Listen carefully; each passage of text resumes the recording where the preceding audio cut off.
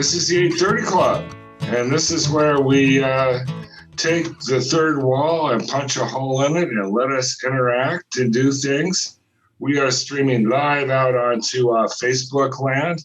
If any of you are on other devices, go to our 830 Club page and share the stream. That'll let people join us vicariously, and we'll post in the chat that we'll invite them in for our after party and to take over. One of the great things about using Zoom this way is that we get to make the audience part of the show. And for you performers, how long has it been since you've actually heard applause or hoots or hollers or any of that? Well, we like to ask anybody that is in a quiet space to be able to go ahead and unmute yourself, and you can give us a clap and everything. Just know if you open a bag of chips, we're going to hear that. If you flush the toilet, we are going to hear that. So you want to be aware of your surroundings, and we have ushers who will be pretty quick on the mute button to try to keep it out, but we'd love to invite you to be active as part of the audience. And I think most of y'all in here have experienced the breakout rooms, chatted in the shade canopy, maybe checked out the long gone C.A.L.M tribute or the Ann Feeney tribute. After the show, the after party will be taking place over there. Plenty of time to hang out, catch up, break out, do all that stuff. This is all about us reconnecting again.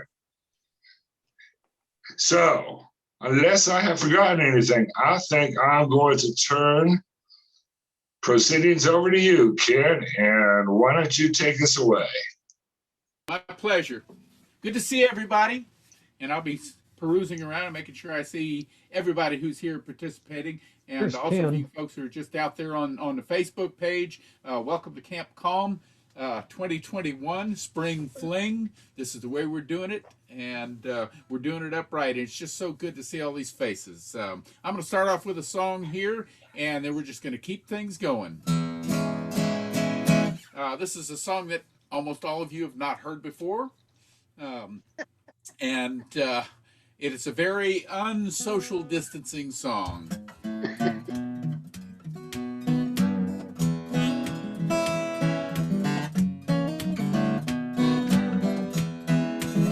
Gotta get a little messy to get the most out of life.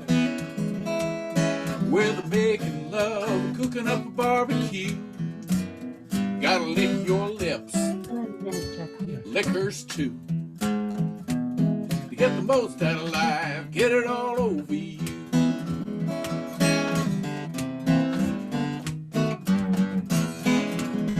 Gotta go outside and break a sweat, walk barefoot, get your feet wet, smell the rain and the bacon and the coffee brewing. Gotta stub your toes, skin your knees, lose your way, lose your keys, taste your tears and the tears of your loved ones too. Gotta get a little messy to get the most out of life. Whether making love or cooking up a barbecue, gotta lick your lips, you can lick mine too. To get the most out of life, get it all over you. Gotta fall in love more than once, gotta bust your ass more than twice, gotta find a good friend, or 2 or 3 or 4, gotta hook a fine bass, 5 or 6 pounds or more. Then you give it a kiss, throw her back in the water, take a picture if you can, or let the world know you caught her. Sit on the bank, sip a beer, thank your lucky stars you're still here. But don't forget to brush off your muddy butt before you get back into your truck. Ba-da-da-da-da-ba, yeah, baby, that's messy. I'm sorry, I'll clean it up. I gotta go fishing one more time.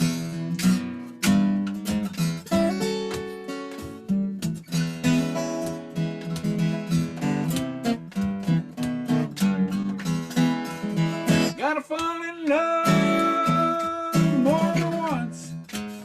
Gotta bust your ass more than twice. Gotta lose a good friend or 2 or 3 or 4. Yeah. Gotta miss that big old bass, 8 or 9 pounds more. Gotta get a little messy to get the most out of life. Whether making love or cooking up a barbecue, oh, lick your fingers, yeah, lick hers too. To get the most out of life, get it all over you. Whoa, get the most out of life, gotta get it all over you. Get the most out of life, gotta get it all over you. Boom, boom, boom, boom. Woohoo! Thank you very much. I have to admit, that song took me forever to remember. Good. Yeah. So next up, I appreciate all that. Next up, we're going to have Daniel Boling. Bring it on, Dan. You betcha. Glad to be here. This song's from the perspective of a very young child, so I'll show you Daniel Boling at the age of the protagonist here. What a cute kid. That's great, Daniel. That is so adorable. I like the high waist on the pants. Mom says Joey's pure mixed breed. The person he loves best is me. We take long walks, I'm almost 3. Mama holds the leash. And me and Joey, we don't care. We take Mama everywhere. I know Mama's always there. Mama holds the leash. Mama never lets it show.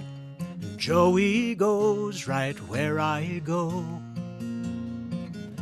Joey probably doesn't know Mama holds the leash. Having fun with my friend Joey, running fast, walking slowly. We don't worry where we're going, Mama holds the leash.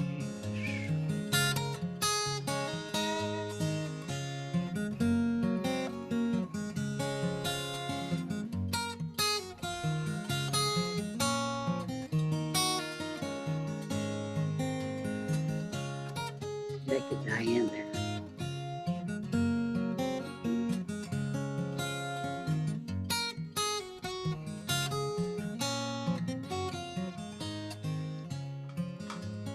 We take walks with Grandpa Jim, but Grandpa got real sick again.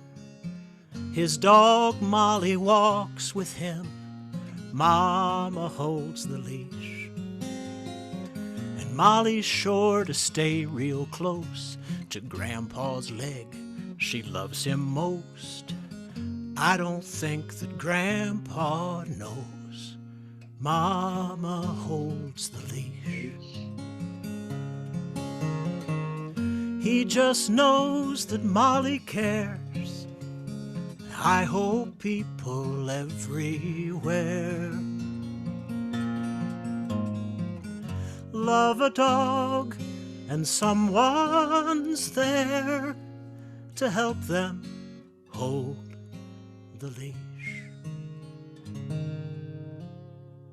Send that out to Steve Brooks today. Oh, man. Thanks, man.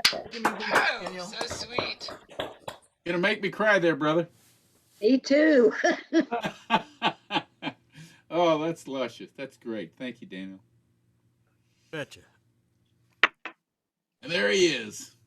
Steve Brooks would say that was the least you could do. The least. Very good. If Steve Brooks would say if he wasn't muted. So next up, we're gonna have Carolyn, and then Tim. Why don't you after that start us and represent our poets after Carolyn? Carolyn on the flute. All right, I can do that. This is cool for me. Can you hear me? Yes, ma'am. Yes, Okay, ma'am. everybody, this is my friend Chuck Erhmann. Hey, Chuck. Hello, Chuck. I met Chuck right after I moved back up to New Jersey almost 11 years ago. And we've been playing music together ever since. So Hi, we're Chuck. gonna do some of his original songs, and we're gonna do some other stuff. So here we go.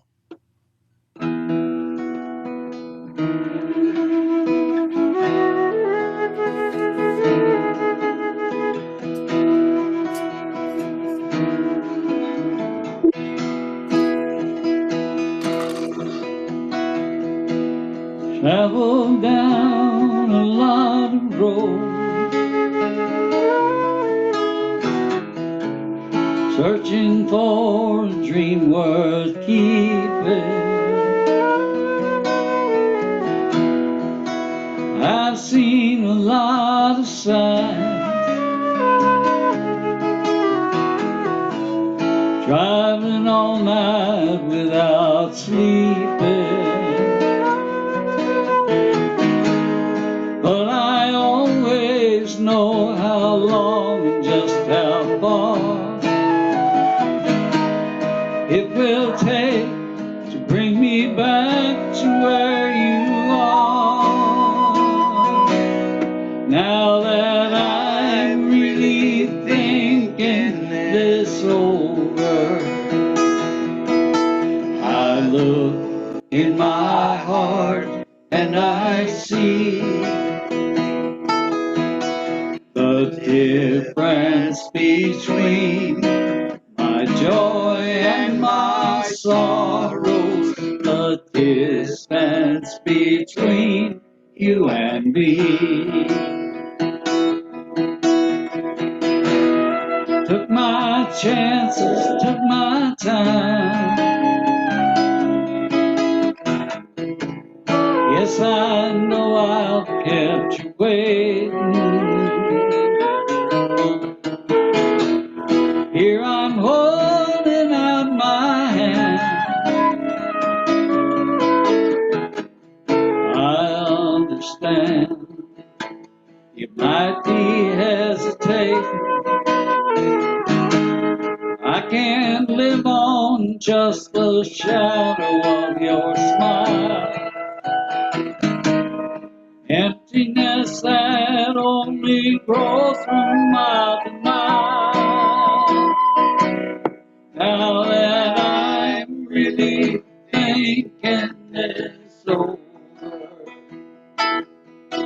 I look in my heart and I see the difference between my joy and my sorrows, the distance between you and me.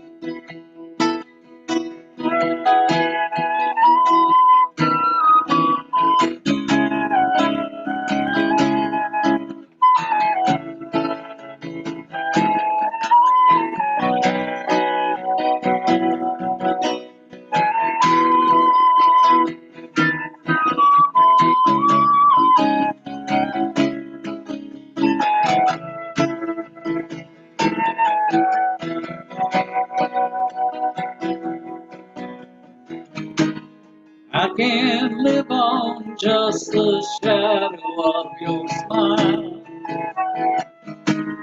Emptiness that only grows from mile to mile. Now that I'm really thinking this over, I look in my heart and I see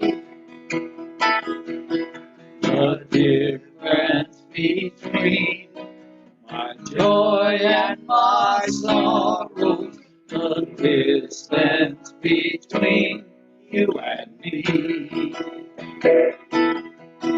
The difference between my joy and my sorrows, the distance between you and me.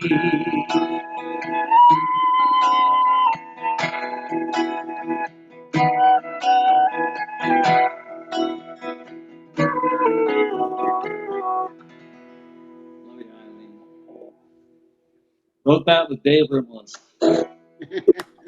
Beautiful. Thank you. Thank you. Yeah. Chrissy, have you hung out at Kerrville at all yet? Not Chuck, but I have many years. Oh, Love I to know get you there have. one of these days. Okay, well, one of these days we're looking forward to it. But I keep trying to get them to enter the songwriter contest, but Oh, Yeah, that'd be yeah. a great idea. I know. Every single year.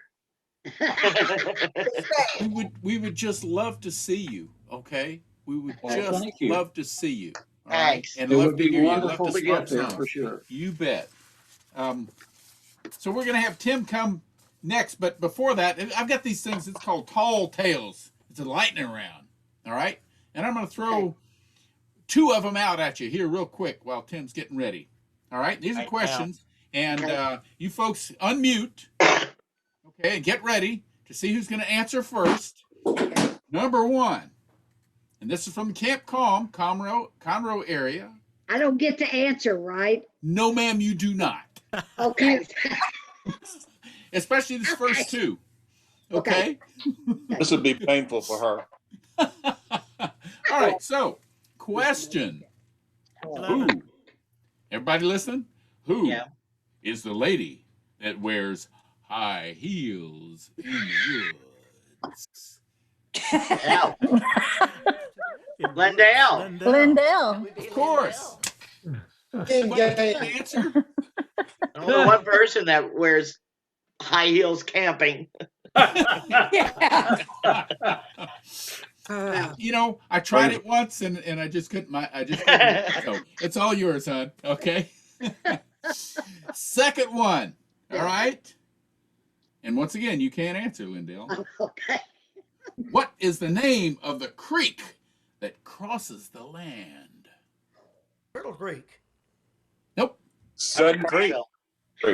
Nope. Sudden Creek. Nope. At the Conroe Com. Not Kerrville. Oh, that. Sometimes Creek. Turtle Creek. Still no. Creek's at Kerrville. This is Conroe. This is a Camp C.A.L.M, Conroe. Yeah, come on. Blair Creek. Lindell, you're going to have to answer this one. Tom Waters. Little Egypt Creek. Go there. It's right there. It comes from Little Egypt. It's just right down the road. Ah, y'all didn't know that? I wrote the question. We would have given credit for Camp C.A.L.M Creek. I didn't even know the creek had a name. Well, now you do. So there. I have seen it. I remember now you and your sweetie told me the name way back when, but I had forgotten. Y'all are making me cry. I thought it was going to be. That's all right. Crying's good. I always just assumed it was called Careful Don't Fall in the Creek. Or as Mike Hunter used to say, my sister put me in, she was drunk. Creek. I thought the name of it was Who Put a Creek Here? And why? This is what I thought. I thought it would be one of those puns, like on all those signs, that it would be a fun name of some sort. Enchanted Forest Creek, whatever. Whoa, a Little creek. Egypt, that kind of brings everybody closer together here. How about up Short People Creek. Who Egypt knows? right up the road. They lived in it, that's for sure. The kids were always there. Oh, yeah. Little Egypt yeah. Little Egypt predates me. Could you tell me about Little Egypt? Well, actually, I can't, but I can tell you this, that one time the kids were smoking on the other side of the creek and they started a fire, and you should have seen the bucket brigade. People found buckets in Kerrville cups, in buckets, and they put out the fire. So that's a good story. Can we change the name to Up the? Whatever you want. Only Steve. Now that's a pun.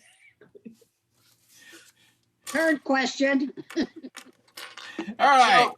That's cool. And there's going to be more going on, and I appreciate it. God, this is fun. Tim, are you ready to roll, buddy? Yes, I am ready to roll. I have this little that grub there for, I actually prepared this for something I did with Chandler. However, that didn't work out. So now I get to do it again. First poem. Starting things the way things should be started. That is with dessert. So it is chocolate. Oh. It is the heart of chocolate. Cheesecake, mousse, cookie, and pie. Homemade hot fudge, thick and creamy, dribbling over the melting Haagen-Dazs perched on a chocolate croissant. Oh, chocolate thing. Take us into the heart of chocolate, where the calories are natural and don't amount to much if you count by threes. Swiss, Belgian, Godiva, Dove, chipped from 50-pound blocks into chunks, wrapped in cookie dough, baked and served warm. Only one bite takes us into the heart of chocolate.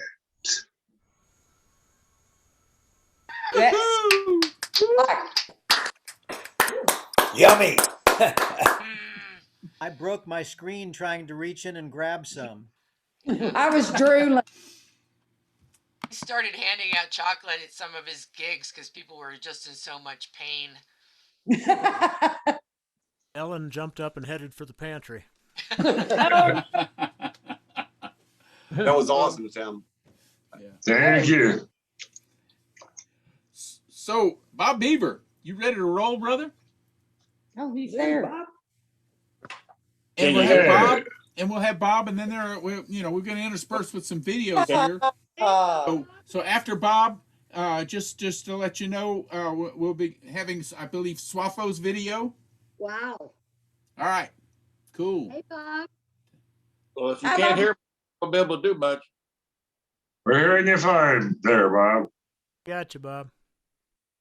You can hear me well? Yes, sir. Yes. Oh. Better than we hoped, actually.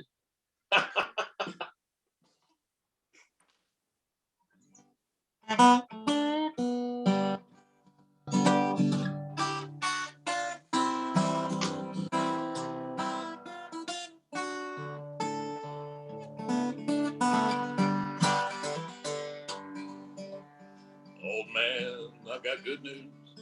I've got bad. Just might be some of your better days been had. Kids are grown and gone.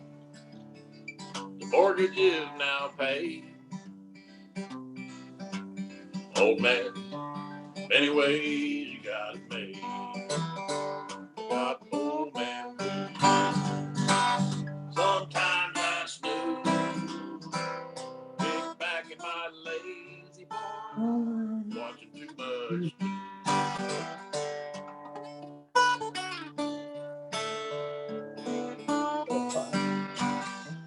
Never loved it as much as this. Coming of age in this age, got advantages.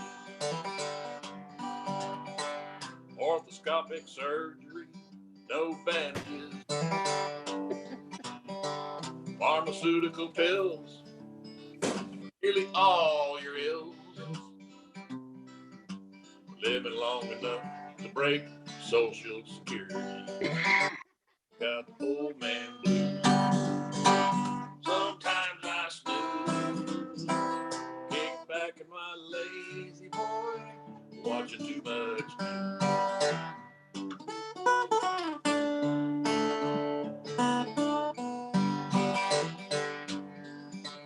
Parking your car in the same part of the parking lot. Trying to remember all those things that you forgot.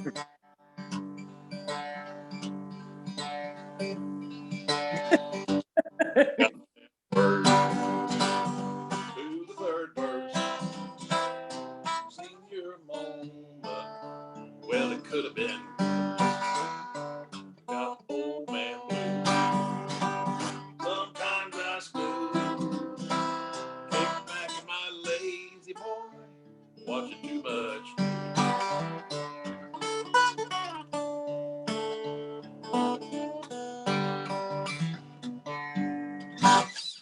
Yay! Woohoo! All right. I get the feeling some folks have heard that song before. Yep. No, Or lived it. Just to let y'all know, if you're not familiar with Zoom, if you try to sing along, you're going to be singing about, 4 or 5 beats behind the singer. So just to let you know. And Sure. if you want to sing along, feel free to sing along. Just mute yourself and do it. Okay? Or either that or be psychic and anticipate. And if it's me, maybe, I'm maybe 2 or 3 beats behind myself. We know that. So we're so you'd only be singing about 1 beat behind him.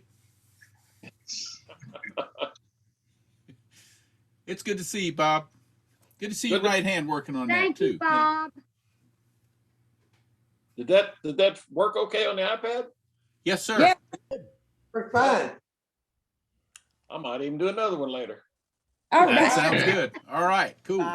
Bob, it does, except when you turn your head away, then it gets a lot softer. So you sort of have to look at it all the time, because otherwise you fade out a bit.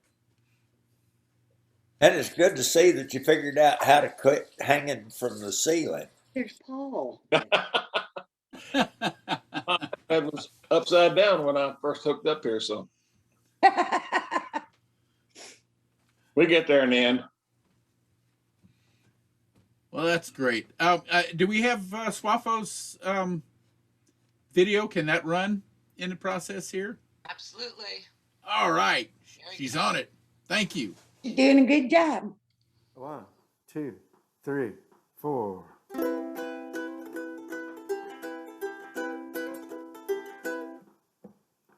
Find my tattoo, she said, with a little smile. I ain't giving any clue, even if it takes a while. That's okay. Come on and play.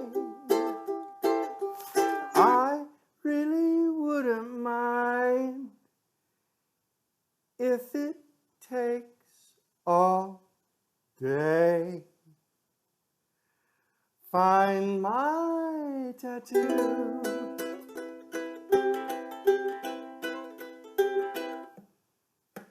Find my tattoo, she said, the second time we met. She said, this is not a test to see if you'd forget, but it may have changed to somewhere strange. Go ahead and explore, just take your time. Then take some more. Find my tattoo.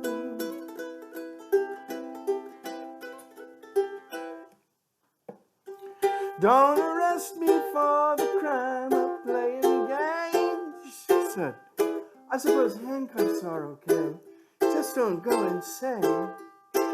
If you're not mean and scary, I guess spanking might be discretionary. Just don't you call the constabulary if my tattoo's merely temporary. Find my tattoo.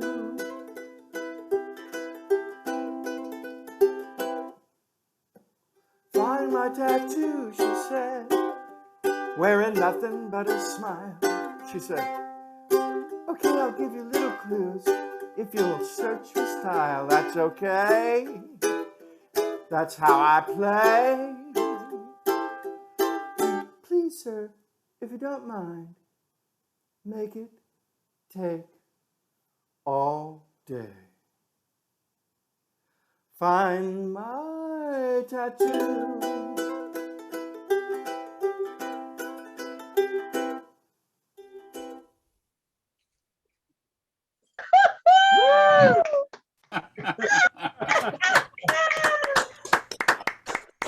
Oh, that's precious.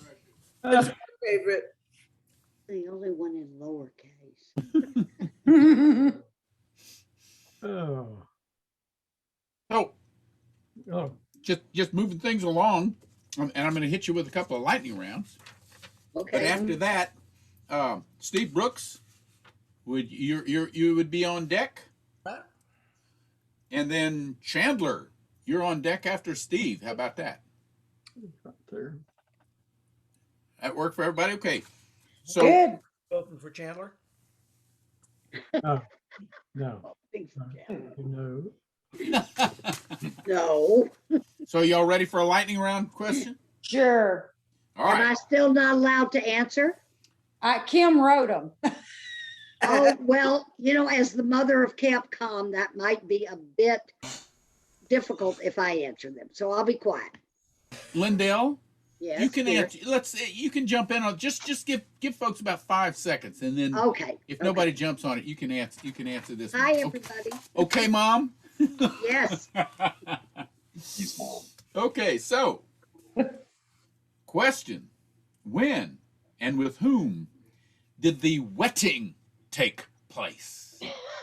Cameron. You got it. And Connie. Hey, Wayne Dameron. Yep. Hey, wait there, Ron. Good work, Tim. Kerrville, me. Legendary, of course. That was a wetting. Yeah, it was. Would someone tell the story, please? Yes, please. Should I tell the story? Yeah, go ahead. Yeah. Okay. So I got married in Kerrville, and it was a wedding, and we did have a lot of good people there. But when Connie and Alan Wayne got married here, there was this storm. I think it just had to like be like Kerrville, rain and rain. And it got so bad, they got locked onto this land and we couldn't get them out. And so I went to my mom's house, and this very nice lady who was a bookkeeper or something like that, she had this really big car, and she brought it down the road, and there was Alan and Blair and everybody, and they had hooked themselves on a rope. So in case they were washed away, they'd all be together, kind of like the kids in the tree at Kerrville. Remember that year? The year I was married. And so what happened was we got them out. They all went to Margie's house. That's my mother. And boy, was it a full crew in that house. So that's how the wetting happened. And some of us were lucky enough to get out before it really got too bad. Yeah, like Beverly got out. And I did two other too. people, yeah. Yeah, we got out. Me and Charlie got out before it got real bad. It really was horrible. The most wonderful thing about that, or horrible, whatever, was there was a picture of a house on fire that was floating down the San Jacinto River. A house on fire in the river? Think about that. What? Oh. You think it was Cleveland? Yeah, I'm thinking the same thing. Hi, Olga. Thank you so much for all coming today. I really do appreciate it. I love you, and we will be doing Camp C.A.L.M in October. Cross your fingers. Well, Kerrville's from the 1st to 11th, so it's got to be after that. It will be after that, for sure. Maybe I have to come to Texas for a whole month. Oh, that would be great, Carol. Time of year to be. Well, I gotta find places to there's plenty stay. of room, So and there's plenty of other things going on too. So. I gotta find places to stay. So if you got room for me, let me know. I have room for you. I know you do, Lindell. And just to let you know, these tall tales from the lightning round, these are the ones that that we can tell. Okay? Exactly. This is just the tip of the iceberg. Exactly. 2 million of them. That's right. And there will be ample time in the after party in the private rooms to dig the dirt. Yeah, but we're all adults here. We could tell those stories here too. Well, you're live streaming on Facebook. So yeah. Here's the I public. actually don't do Facebook. Oh, I forgot that. That's right. It's not just us chickens.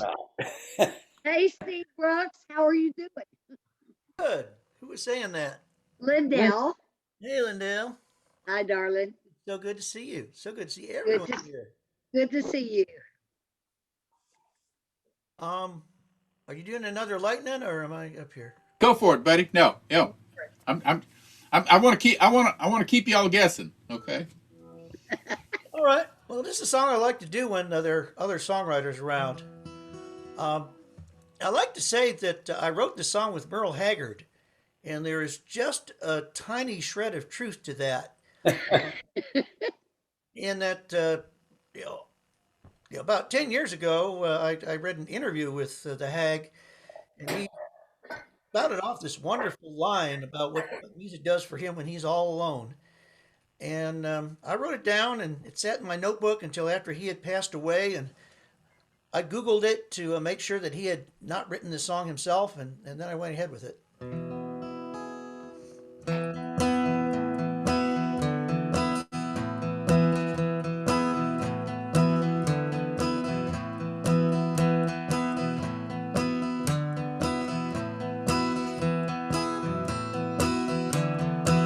When my world is closing in, got a place to get out of the wind, where it's easy to be in harmony, and I know just where I can stand, 'cause I made it with my own hands.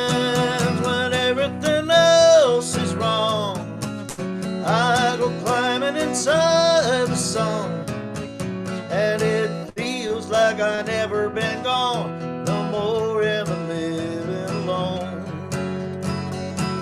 'cause the song is my home. The song is my home. Every word I've got to fit, so my heart has a place to sit. There's colors to see in the melody, and the pictures upon the shelves, with the stories they have to tell. But everything else is wrong, I go climbing inside the song, and it feels like I never been gone. No more am I living alone, 'cause the song is my home. The song is my home.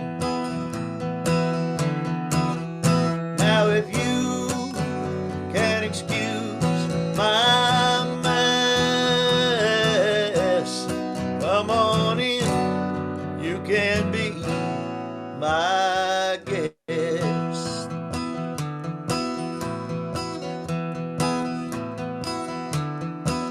'Cause there's plenty of empty rooms to be getting yourself into. Doesn't matter to me how you find your key, 'cause my work isn't really through till the song is a home for you, and everything else is wrong. I go climbing inside the song, and it feels like I never been gone. No more am I living alone, 'cause the song is my home. The song is my home. The song is my home. The song is my home.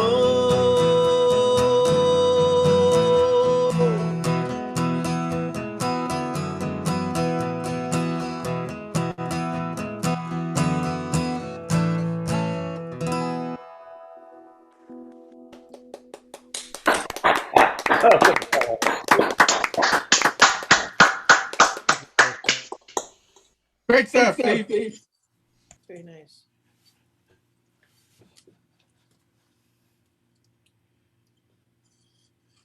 All right. So I believe is Chandler ready to roll? I know he's got an intro, and then he's got a video too. Correct? Well, let's see, is Chandler there? Oh, there we go. We're seeing his happy face, so we must be ready. Hey, everybody. Steve, that was awesome. I love hearing you. I mean, you actually predate Kerrville for me, and there are not many people on this planet that predate Kerrville for me. You've been such a part of my life. And, you know, if anything, this past year has made me realize how important it is to say to people that how much they mean to you, and you have been there for me over the years, and I really appreciate it. And I got very lucky to be able to tell Ann Feeney about how much she meant to me in one of her last conversations on the phone. And she passed away in early February, and we are going to be having a one of these things very much like this for her. And if you were to go to annfeeney.com, which is her regular website /memorial, you will find out about it. And the event is going to be very good and very much inspired by what Tim and Shannon are doing here. It's what Tim and Shannon are doing here is just tremendous for us in the lockdown. And if you go there, you will see it. Many of you know that I have made a living for the past 30-40 years, either on or around the stage, and a lot of that has been as a stagehand. And the stagehands are also out of work. Soon, I am a member of a not one but two vaccine households. Can I get an amen? Hey. Amen. Me too. Amen. Me Both too. Kimberly and I. Kimberly's just out. She's very camera shy, and she doesn't want to come into the picture. The reason I am in New Jersey is because of Kimberly. She is Ann's niece, and I was sending Ann on her farewell to Sweden, and we had to stay overnight in New Jersey because she lives just down the street from Newark Airport. And I fell into the arms of Kimberly, and she is the love of my life. And of all the things that Ann Feeney gave to me, Kimberly is the greatest. It introduced me to. Gave is a bad word. And I love me some Kimberly. There she is. Yay, Kimberly. Yes, indeed. Once the lockdown starts, I don't know about you guys, but I am thinking fall. I have not. I normally would have applied for festivals this summer season. I've not done any of that. I'm looking at the fall to get back started.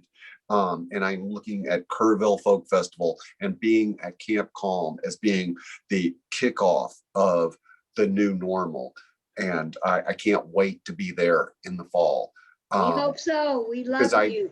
I think about all the performers, but I also think about everybody else that's involved in the entertainment industry, and particularly the stagehands. I'm sorry that I don't have a live, straight up live thing for you prepared, but I know that Shannon set this up, and please go, Shannon, with my tribute to the stagehands. Here you go, a Pennsylvania beer being drunk in New Jersey, and I can't wait to be drunk in Texas.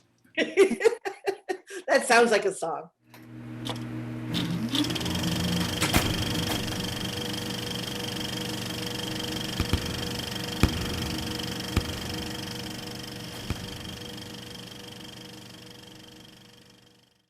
One, two, three.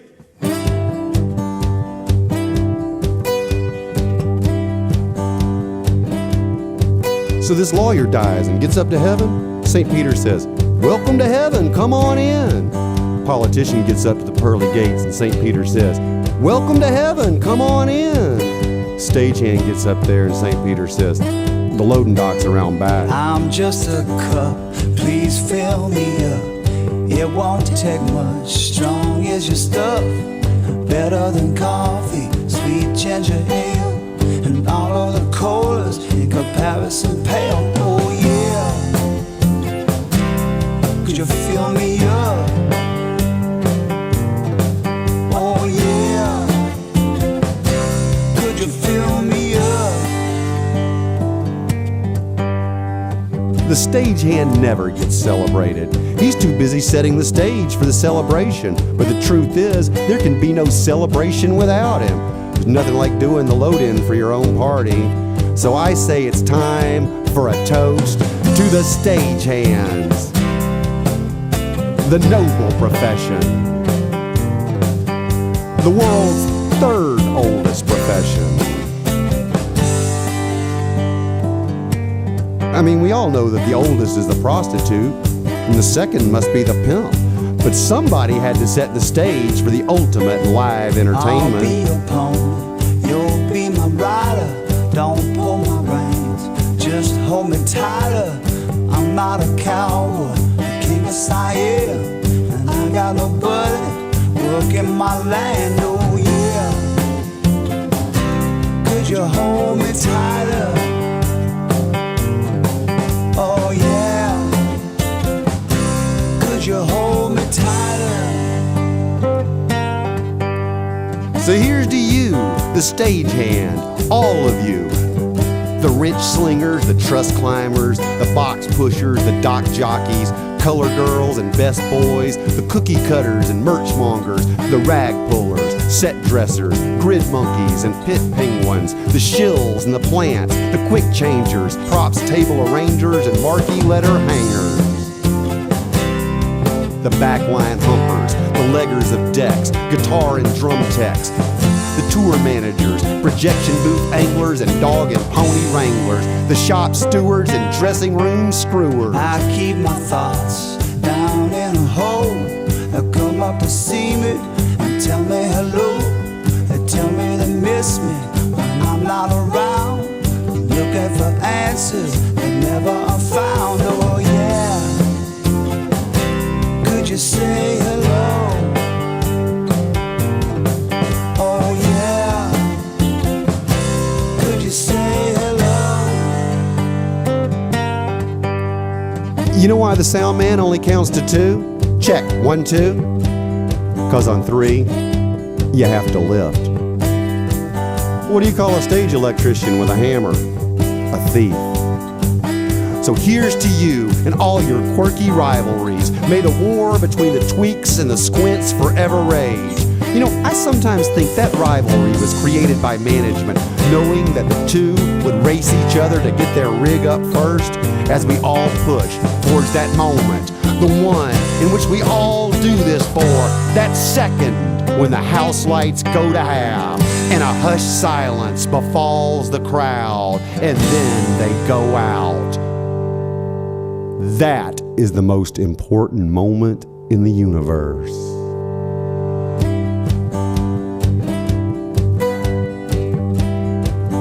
For from that darkness, anything can happen, and it usually does. And if we have done our jobs, we will sit beneath the blue light, headsets engaged, to listen for the opening of the door of wonder.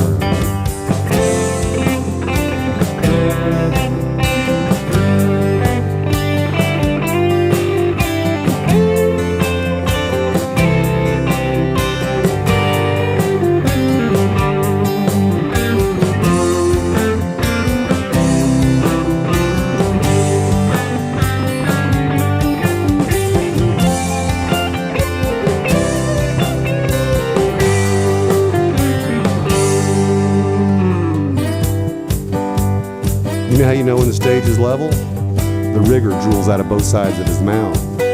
You know how many stage electricians it takes to screw in a light bulb? It's not a light bulb, it's a lamp.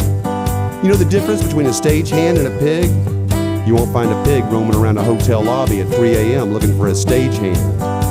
Without the lights, the show would be radio. So tune in, my friends, stay tuned and tune that damn thing. From producer to usher, diva to downrigger, not a single task more important than the other. Here's to you, behind the lights, behind the set, behind the crowd, behind the mask, behind the scene. You are the scene. The bees are buzzing, the flowers that bloom. not so high, but I'm gonna be soon. Give all my greed to a rich man in need. Throw out my guns and spit out my teeth, and I'll blue. Here's the LD, the SD, the CD, the TD, SM, MC, MEP, A1, L2. Here's to you, show people, cause there's no people like show people, like no people I know. Here's to you that put the U and the S, the us in show business by putting the U in us.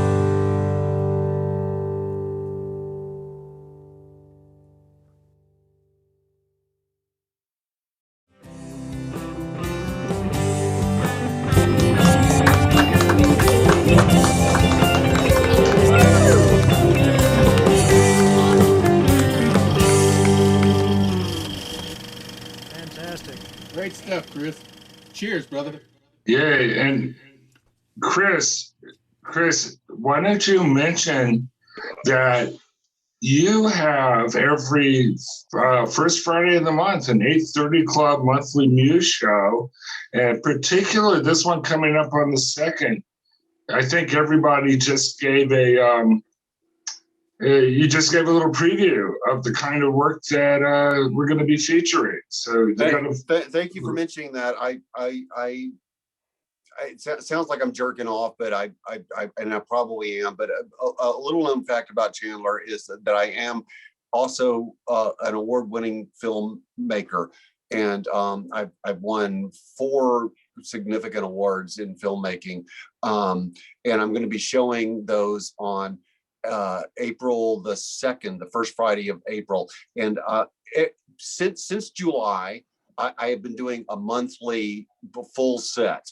And because of the Ann Memorial, I just really didn't have the time to put together live guests, and instead decided to show a bunch of the films that I have made. And we're going to be doing that on the first Friday of April. And please come to Tim's website to register for that.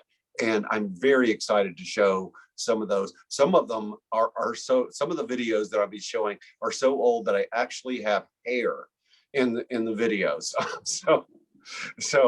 Yeah, but I shaved my head when I turned 30, which would have been 94. So I guess that video was made in 92, 93.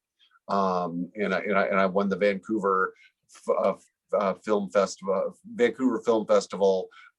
People's Choice Award, one where the people that go to the film festival vote on what they liked the most. And I won that. And I won it in 94 and 95 when I didn't have hair.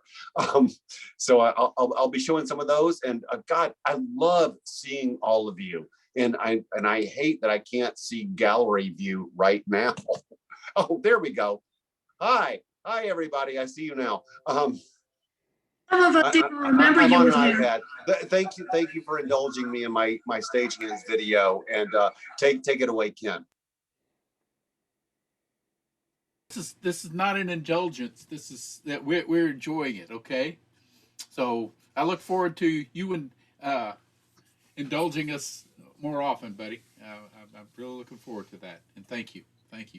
And I do remember you with. I do remember you with hair. I remember you with not white hair. You bet. I remember you when you were trying to play guitar too.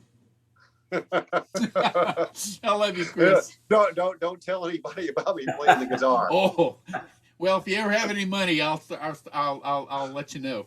That will never happen. So, moving things along here, we do have some other folks who have shown up, but Paul Colbert or Colbert, I'm watching Colbert way too often. I just wanted to let you know you're on deck, and after which, Jack McKenzie, are you playing tonight? He's shaking his head. Yeah, no, thanks, Cam, but not tonight. Thank you. Okay, brother. All right. Okay. Yeah. So I will come up with someone else, but Paul, you're next. But before we do that, here's the lightning round again. So give Paul a little chance to get in tune. And no, Lindell, you can't answer this one either. In fact, I'm going to give you all two that she can't answer. Question. The oldest bridge, not the newest bridge, the oldest bridge to the other side of the creek was built by what gender? Yes. Perfect. I just feel like it wouldn't be a question if the answer wasn't women. You're absolutely correct. How many? Well, I mean, I think we've all been discussing how many genders there are for some time now. God, that was a great answer. Oh, it was perfect. Okay, how many who identified themselves, at least back then, as women? Lindell? You're muted, Lindell. Now you're okay. That's because they hate me. I guess one. Spider, snaker, and little. Right. Spider. It's hard to say because It's pre-Spider. people had hidden I agendas. think it was Spider. John Spider or It's pre-Spider. I'm thinking Willow. Well, my little list here says there are 5 of them who built it. So there. One more. Say again, hon. Hang on, let me get you. There you go. Okay, now you can. You were asking who built the bridge? Yes. It was like the Valhalla group. The Valhalla group. Okay. Who were they? I don't remember. Sorry. That's okay. These days, that's a more and more viable answer. Is Hi, Paul. I don't remember. No independent recollection. Kim Fusler, do you know? I don't think You're she muted, does. darling. No. Muted, Kim. I think that was before Kim's time, maybe. I'm not sure. Did it involve Steve and Tiffany? Say again? Go ahead, mute. Did it involve Steve and Tiffany? I don't think so. And there are no pictures of the event. Oh no, I don't think so. But here's the John Hogan for building the newest one. John Hogan. That was John before Hogan Kim's and Susan time, Moss maybe. did it. I'm not sure. Did it involve John Hogan building the new bridge? Here's to you. Randy Alexander built the last bridge, and somebody else needs to come rescue that one because it's in bed. Of the event.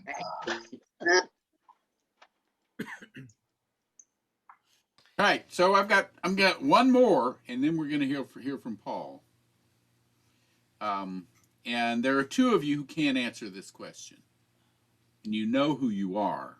Him and Lindell. Lindell and someone else. Kim. Who wrote? No, well, yeah, and Kim. That's true. Who wrote the camp song "Enchanted Forest"? Bill Ward.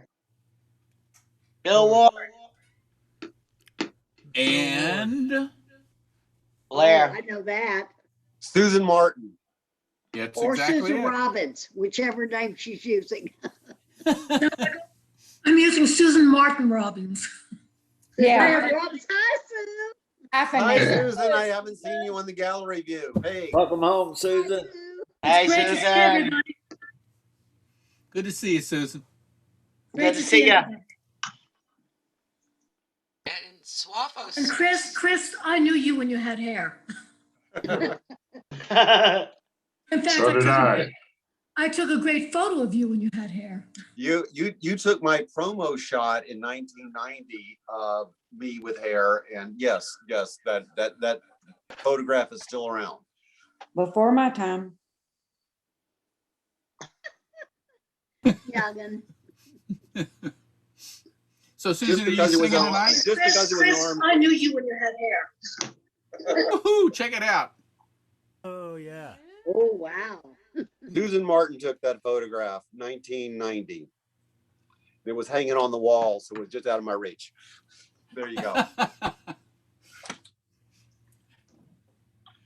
love you, Susan. And are you going to be singing tonight, Susan? I don't think so. My voice is kind of iffy. Okay. If you change your mind, you let me know. By the way, there are people as we go through the list, and I'm talking to things.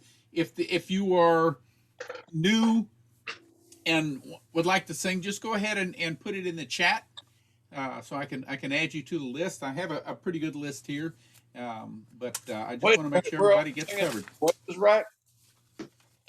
Say what, buddy? We're only singing if our voice is right. Nobody told me. That's going to on purpose. Working outside today, and I'm actually a little bit on the raspy side. So we'll see. I've lost about 3 notes above and below my range. So sing us a raspy one. All right. Well, I'm going to do a song just because I wrote this a couple years ago, literally the week before Kerrville, and debuted at Kerrville. And as almost everything I write, it's a short shelf life song. And thank God the shelf life for this one has expired. But the nature of short shelf life songs, of course, is that this is the 5th version of it because the facts kept changing. Of course, that's because I think facts matter, but that's another story. This is a sing-along song. And so in order for you to sing along, everyone's got to mute themselves except me, because otherwise we'll get that delay effect and it'll throw me off. Anyway, your part is called the chorus. And you know it, you've heard it before. The only thing you have to remember is at the beginning of each chorus, the first 2 times you start with I, and then when we get to the 3rd chorus, you use he at the beginning. You got that? I, he. All right?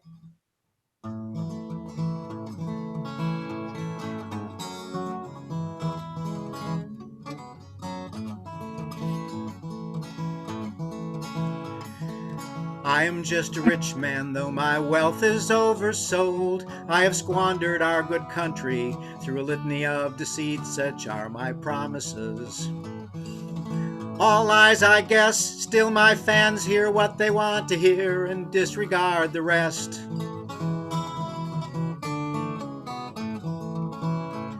When I left my home and my family, my father gave me dough to get me started. It was just a little grub stake, 60 million or so. Oh, that's Buying low, buying up the poor quarters where the ragged people go, tearing them down so I could make my towers grow. I lie, la lie, I lie, la lie, lie, lie, la lie, I lie, la lie, I lie, la lie, lie, lie, la lie, la la la la lie. Y'all sounded great.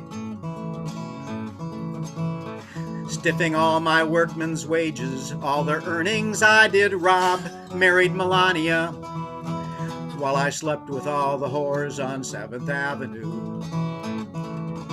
They all declare there were times that I was so loathsome, they took no comfort there, lie, la, lie.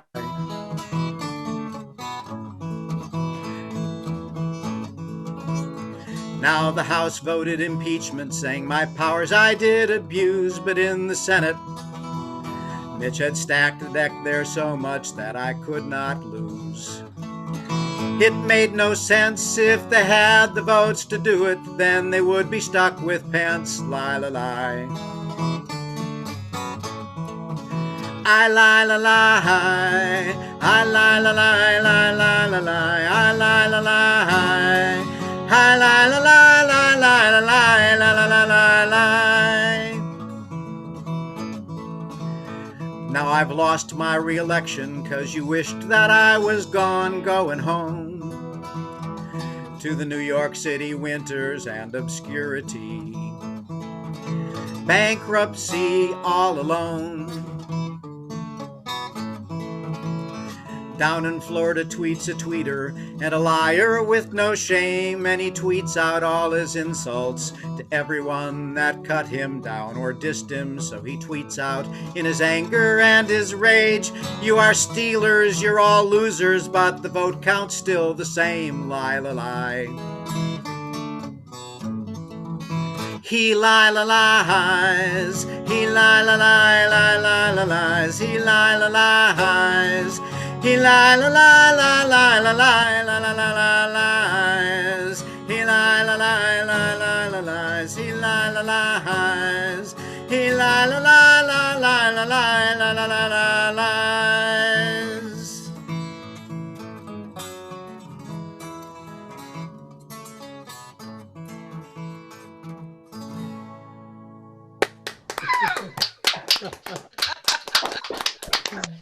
Great, Paul. In the wastebasket now, thank God. Excellent, excellent. Well done. Well done. Thank you. It was You one of those stole that songs chorus. that literally wrote itself. I didn't have to change too many words. I particularly liked being able to use the line about the whores on 7th Avenue. That was perfect. That was perfect. Thank you. Except they're on 9th Avenue, but never mind. Anyway, Who they were? here. Spider John Porter. Uh-huh. Oh, okay, yeah. Big Snaker Ray. Uh-huh. Tony Little Son as Ed Glover. Oh, okay. You're talking some Minnesota boys there. Yeah, I can't remember which one was Susan's friend. So, Jack, you want to go next? Done got right. All I hate about line and track, these old bars about to bust my back. One of their songs.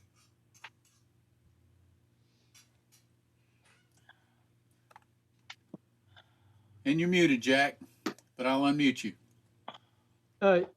Yeah, I'm not going to play anything tonight. Thank you. Thank you. Okay, buddy. All right. Yeah. Okay. Thanks. Okay. So it's awesome. Absolutely awesome seeing everybody, though. Thank you. So Jack.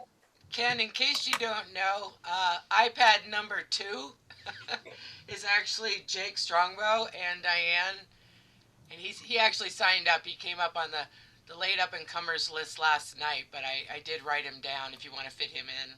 Who is this now again? Say. iPad number 2, Jake iPad, Strongbow. no, okay. then let's go for it, man. Yeah. Okay. There. And after that, how about let's do Patrick Dodd's video. Absolutely. Great. Take it away. All right. I'm going to tell a story about the power of music. All of you know the power of music, but I want to show you the power of a particular song that can change a life. It was Wednesday, the 15th of July, 1992. I walked into Wunderlich Brothers in Old Town Spring, Texas. I was resplendent. My Stetson hat, my panhandle slim shirt, my silver and turquoise. And I walked down the stairs into the bar room. I ordered up a burger and a beer. There was a Cajun on the stage with a derby hat. He was not engaging the crowd, what little crowd there was. When this dark-haired beauty walks down the stage, walks across the windows on the far side of the room, crosses in front of the stage, and comes past me, and I tip my hat, and I howdy her, and she just goes on by back up the stairs. For some reason, I have no idea why she went and did that. Diane. Yep, that was it. But anywho, Dark-haired beauty. a boy comes down off the stage, taking a break, and I asked him if I could borrow his guitar, get up there and do a couple, 3 songs. And I get up there and I do a couple, 3 songs, and I wowed the crowd. And Wunderlich Brothers closed early, like 10 o'clock, and a couple of the waitresses said, there's an open mic, about a mile south of here, Westfield, by the tracks. Why don't you come along, and so off down the road we went. I signed up, and as I was waiting to get on stage, this dark-haired beauty shows up and sticks 2 beaded guitar straps in my face. And I was wearing, you know, a signature vest that I had made. It had 10 different lace stitches on it. And I pointed at the guitar straps, and I pointed at the vest. I said, if you put that on this, we can make money. So off down the road we went. We went to have coffee. I think she had pancakes. And we took up housekeeping. I made him wait a week, but yeah. That was 28 years, 8 months, and 5 days ago. So anywho, come October, she says, I've been invited to a music festival out in the woods west of Conroe. And I don't really want to go there alone. So she's, you know, you want to go? Yeah, sure. So we go to our first fall fling. Down the 2-track in the dark. Oh yeah, it seemed like it was like 4 miles down a 2-track. We get down there and we go up to main camp, which was still the trailer at that point. It was before the trailer burnt down.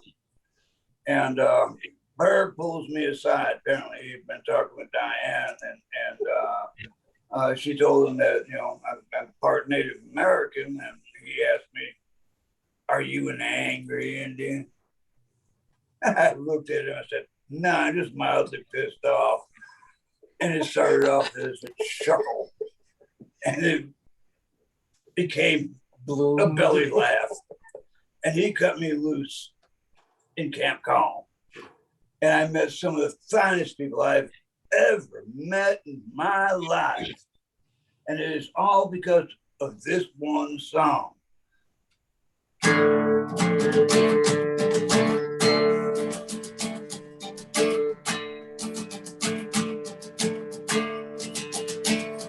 I know you right, gonna miss me when I'm gone.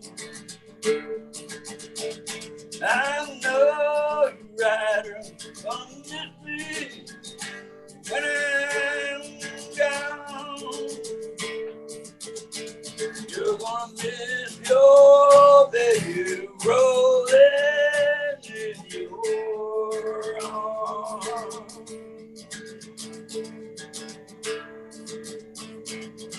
I laid down last night, but I could not take my rest.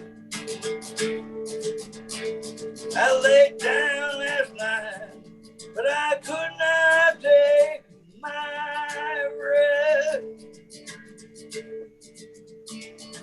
My mind was wandering like a wild geese in the west. I know you're right, you're gonna miss me when I'm gone. I know you're right, you're gonna miss me when I'm gone. You're gonna miss your baby rolling in your arms.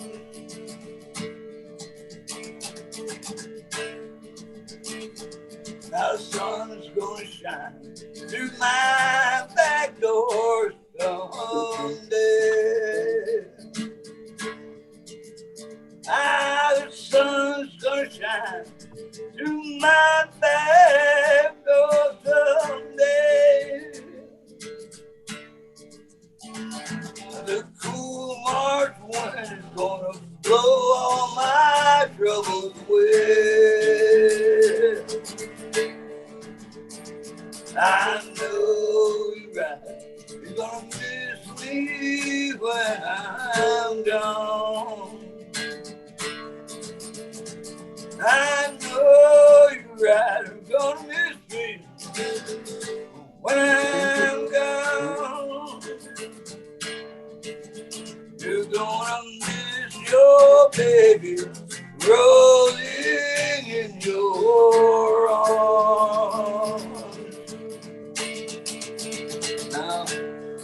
that was the headline on a northbound train. I wish that was the headline on a long back train.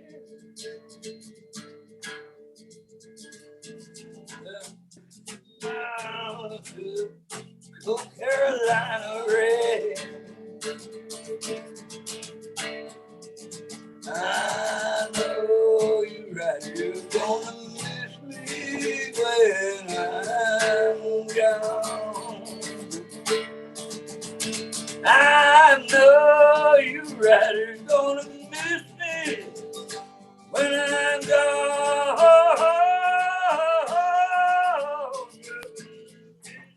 Your baby rolling in your arms.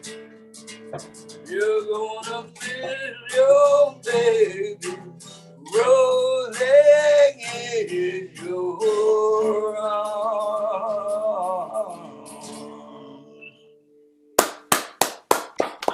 Yeah. I first learned that as a bluegrass song when I was stationed in North Carolina with the 82nd Airborne Division. But I just kind of took it and ran with it and made it more of a spiritual. You can't. Love you, Jake and Diane. Thank you, and Dale. Love you too. You can't just do a cover like a cover. You just got to make it your own. Always. Thanks. Good to see you guys. So, Ken, I just wanted to give this video a little bit of an intro before I put it up. Sure. It's a piece by Patrick Dodd, who went to both Camp C.A.L.Ms. Mary Birmingham's his partner. She was going to introduce it. I don't know, they may be tangled up in their Zoom wires, but they're really good friends of Tim and I's, and we try and visit them every year when there isn't a pandemic going on. But he's just, I think, one of the really good singer-songwriters. I love him. You know, real outlaw. I basically hung out with the likes of Blaze Foley and the rest of that crew and argued with Blair and Lindell a lot politically. But one of the things that he did as a songwriter is he really kind of took it for social justice issues. You know, he really put his talents and put it on the road and basically demonstrated for preserving forests and for incarceration and for Indian rights and a lot of things. So we really wanted him to be a part of this. He's, like so many in our group, isn't performing anymore, but I didn't want him left out of the mix. But this is a short piece that Mary and I put together about some of the work they've been doing in the Redwoods. So we can chat about him after, but I just want you all to see this video. And maybe you can remember some stuff about him for me too. That would be really nice. I would love to talk to him.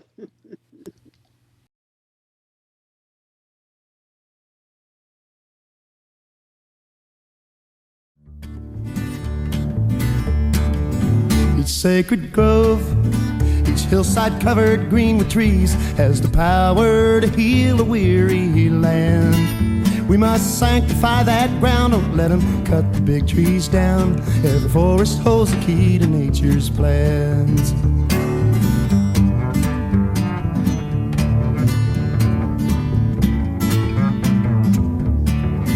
Each ancient tree is a legacy of life. Every tree is a thing that must survive. They can clean our dirty air if we'll handle them with care.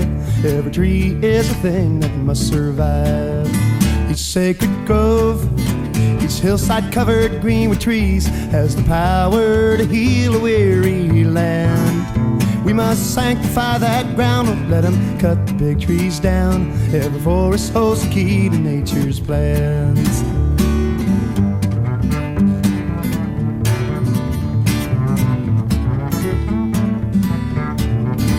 Each ancient tree can tell us all we need to know. Every tree is a thing that must survive. They can help us understand how we fit in nature's plans. Every tree is a thing that must survive. Each sacred grove, each Each hillside covered green with trees has the power to heal a weary land. We must sanctify that ground, don't let them cut the big trees down. Every forest holds the key to nature's plans.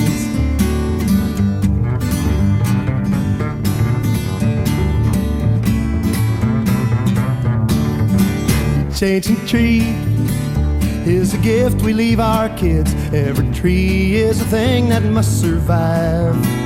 They can sleep beneath their limbs, they can learn their ancient hymns. Every tree is a thing that must survive. Each sacred grove, each hillside covered green with trees has the power to heal a weary land.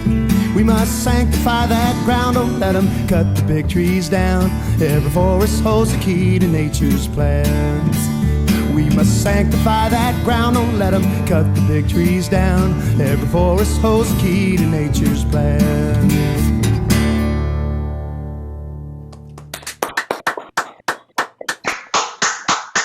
I'm really glad you guys had some Patrick Dodd on here.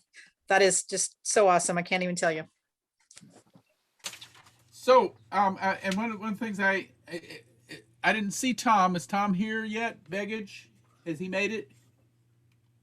I haven't seen him yet. Yes, okay. He's there. He's looking Oh, very he is. There he is. Okay. So, Tom, you're on deck, and Carrie Chambliss, are you singing tonight? I am not. I have a song I'd like to sing. You don't want to play. Okay. Who was that, by the way? Carrie. Carrie Hardin? Carrie Hardin? Yeah. Yes. Okay, good. Okay, so it's going to be. Hi, Sandy Pelton. And I would, but I'd be self-conscious. You're much more fluid than me right now. It'll be Tom and then Carrie. But before you get in there, Tom, I got a couple of more questions for the lightning round here. Okay. So one more from, and I'll probably get back to the Camp Conroe things here, but then but the second one's going to be more of a Kerrville question. Okay. Oh, good, Kerrville. Yay. Okay. So, for those of you who really got into this, how did the sacred fire begin? And Lindell, you can't answer that one. Because I don't know. Oh, there you go. But he lit it. Now, what are the beginnings? What is the origin of the sacred fire? John Trudell. No. You're getting close. No. I think it was Floyd Western and Crow, maybe, that brought the ash. Yes. Yes. Yeah. Okay. Yes. All right. And that was started at Kerrville. Yes. That ash, the original ash from the fire, and took it to C.A.L.M for the first C.A.L M sacred fire, as I recall it. Yes, Blair collected the ashes. Yes. But Ken, there's a great story here. Go for it. Okay. So we were at the sacred fire at Kerrville, and the thing they brought the sacred fire in was like this little thing, and they thrown it down. I said, Blair, we have to go get the thing the sacred fire was in. He said, being a cop, he said, no, we can't, it doesn't belong to us. I said, they threw it down the damn, thing. He said, we can't. I said, yes, we can. And I took it and I scooped up the fire and I said, let me tell you something. This is going to Camp C.A.L.M. Now, he was a cop. Remember that. He was like, a person that was like a cop, okay? And so I said, we're going to take this to Kerrville. And years later, he said to me, that was the best decision you ever made. I'm sorry, I've got stopped up. So that's how it came to Camp C.A.L.M. Just because I have it here and at my fingertips, here is some of those ashes right here. Who's saying that? Chandler. Yes, indeed. Oh, way to go, Chandler. I helped keep that fire alive. Festival of the Eagles and my relationship with Blair, it made the creation of what our relationship is now. I love Blair so much, and this stays in a curio cabinet in my house here in New Jersey, and it's forefront and center. Blair was Lundale's husband. He passed away. Yeah. I've got some Blair too. Like 60 years ago. But I should tell you, so you should know, that a couple of years ago, someone came into my life, and the story is kind of interesting, because I was talking to him on the phone, and I said, well, you know, I keep men out of my life. I don't want men in my life. And he said, so how do you do that? I said, well, you know, my husband died 14 years ago, and the truth of the matter is, I just keep men out of my life. He said, so how do you do that? I said, I explained to every one of the men that try to come in my life that I am involved with people who do great works with me, who save the world with me, who have a mission with me. And Jason said, so what part of a mission do we not have? And now we're doing all these great things, you know, in states to help drug addicts. So I think that's a wonderful story. Don't you guys think that's a great story? Yes. I guess you didn't want me to, as old as I am, I guess you didn't want me to be alone forever, right? So Blair died 16 years ago. Good for you. And I am very, very happy. So that's who is this person in your life? Happy for you, Linda. We really are. Yay, Lindale. And we're going to try to save a little bit of the world. You know me, if I can't work on do good project, save the world, you know, I'm not happy. So I'm really thrilled. I always said I never wanted to work with drug addicts, but you know what? Here you are. God said, yeah, there you go. So, and by the way, one more thing I would say is that all the stuff I did with abused kids is absolutely a part of drug addicts. They've, you know, their abuse and their stuff is so, you know, much a part of how they went there and how they came there, how they were there. So, you know, I think my years with abused kids really helped me get to this place with these other people. Thank you. I love you. I'll be quiet now. They keep muting me. So yeah, it's all right. We love it. This is so many of us haven't gotten to hear a lot of this stuff either, Lindell. You know, I mean, I'm one of them. I mean, I've been able just in and out, mostly out of the C.A.L.M gatherings up there in Conroe, even though I had my camper up there for a year and a half. Yeah, well, let me say something. I spent 2 years in Montana. Oh my God, I'm so glad I'm out of Montana, but we won't discuss that. And the thing was, all our patients, you know, everything was abuse and everything was this and that. And we got like $1 million, $330,000 worth of research out of there. You know, we didn't get paid for it. We just did it. But the truth of the matter is that I am so happy. You know, I'm 78 years old and I'm still in a place where I can help people. And one more thing, the truth of the matter is addicted people have children with it that have trauma too. So Mimi's 84 and I'm 78. And we're going to try to figure out how to help the children of drug addicts. So that's a great thing, I think. I love you guys. Love you. Beautiful. Now, I'll be quiet before they mute me again. Oh, what you got, Tom?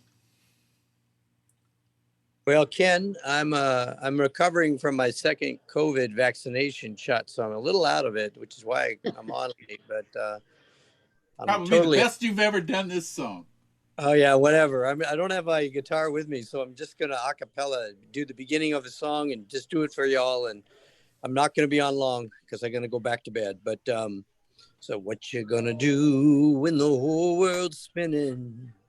What you gonna do when the whole world's spinning? What you gonna do when just a few keep on winning? You gotta wake up and take a stand. What you gonna do when the whole world's burning?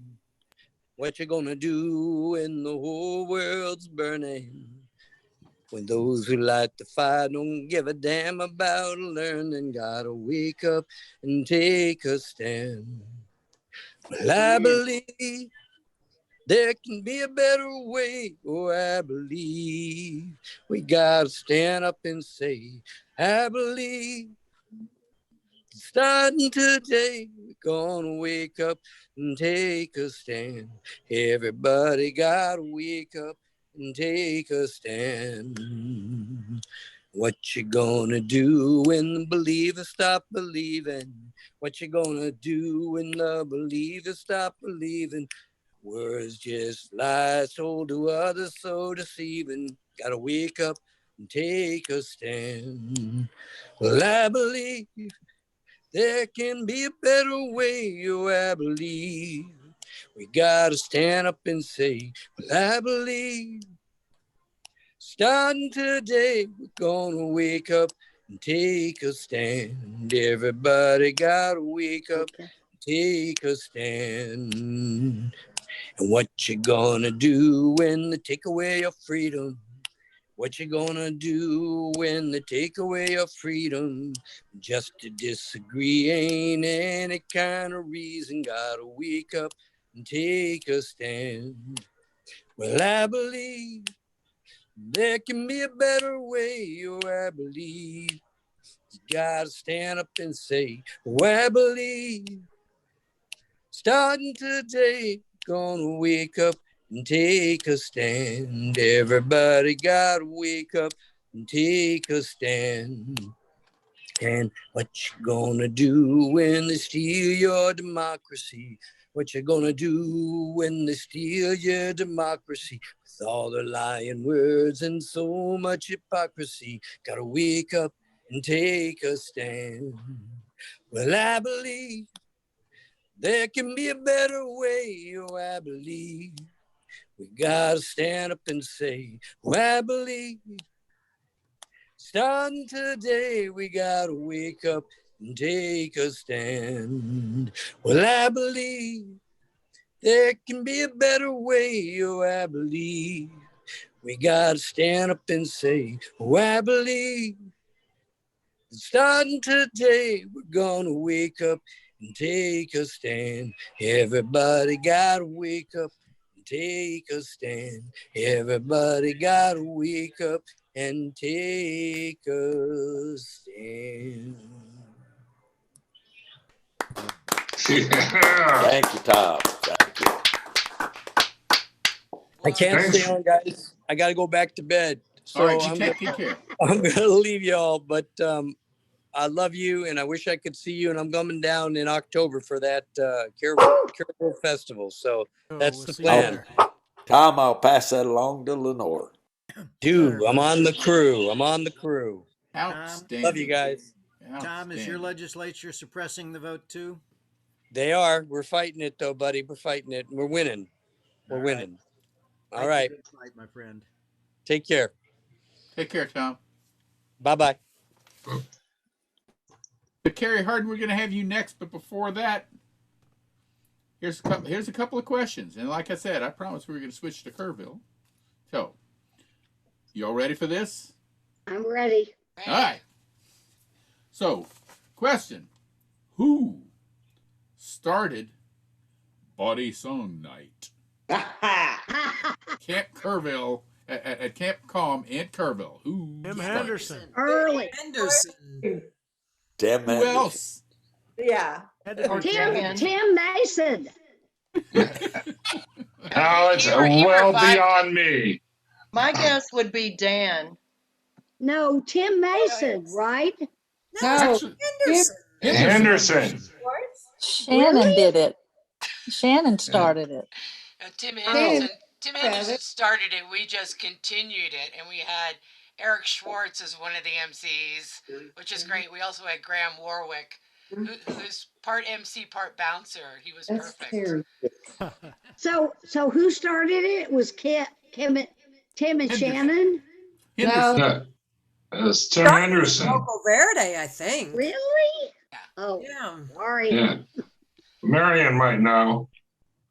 Well, we also we had I heard think we that Tim. stole that from Moco Hey, Verde. Marion.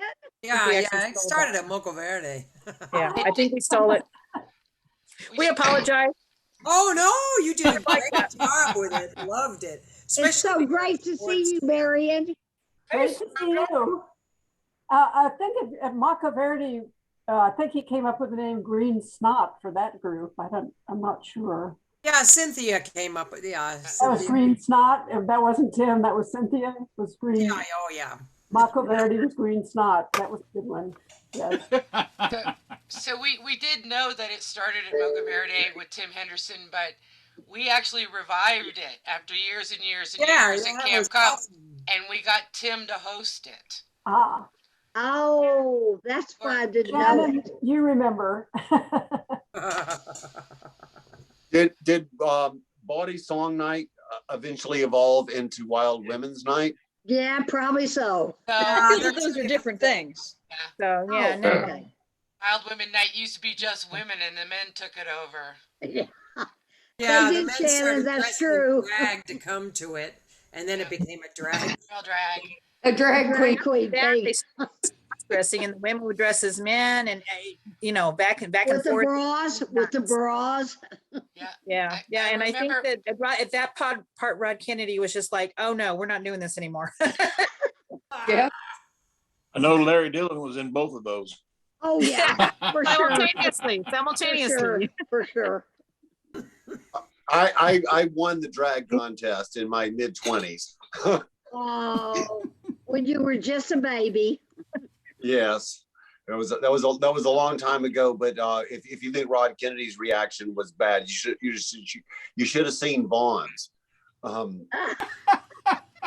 This must be shut down. Sense of humor. Oh gosh. But as I recall, one of the first Wild Women episodes involved some emergency department coming in, and Rod finding Sticky Paul, the head of security, in drag, and that kind of That did it. Security actually came in on an ambulance call, and they found the head of security at the time was Larry Fine, Harry Larry, in complete drag, and the Kerrville constables seeing Larry in drag was a sight to behold. Yes, I seem to remember he had clothespins on his nipples. Yes. Oh my God, are you sure? For life. all right. I think maybe we can take this backstage for the after party. We got a song coming from Carrie. Is that the plan, Ken? Okay. Yeah, that's the plan. Let's get back with the plan. Okay. It's great to see everybody. It's been a really long time. I've been doing, since I came to Kerrville the first time, I became a neurologic music therapist. And my most recent fun job is I have a music therapy group with adults with eating disorders.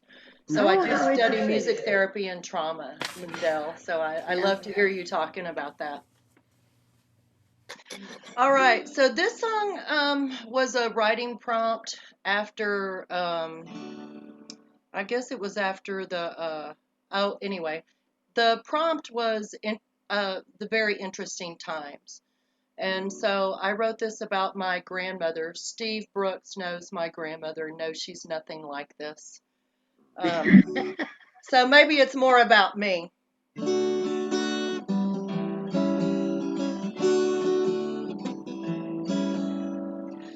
My name is Mary Louise. I was born back behind those trees, down there on Gilly Creek, 1924. My grandfathers came from France, Huguenots by happenstance. It was a sin for us to dance down on Gilly Creek. Meanwhile, in the city, women were smoking and cutting their hair, drinking booze in their dancing shoes, while the preacher yelled, "You're gonna burn in hell." My name is Mary Louise. just as I please. Ever since I left Gilly Creek, 1944. My grandfathers were pioneers. The toughest Texans leave a trail of tears. I haven't been back for years and years down on Gilly Creek. Moved off to the city where I learned to curse and swear. Drinking booze in my dancing shoes while my daddy yelled, "You're gonna burn in hell."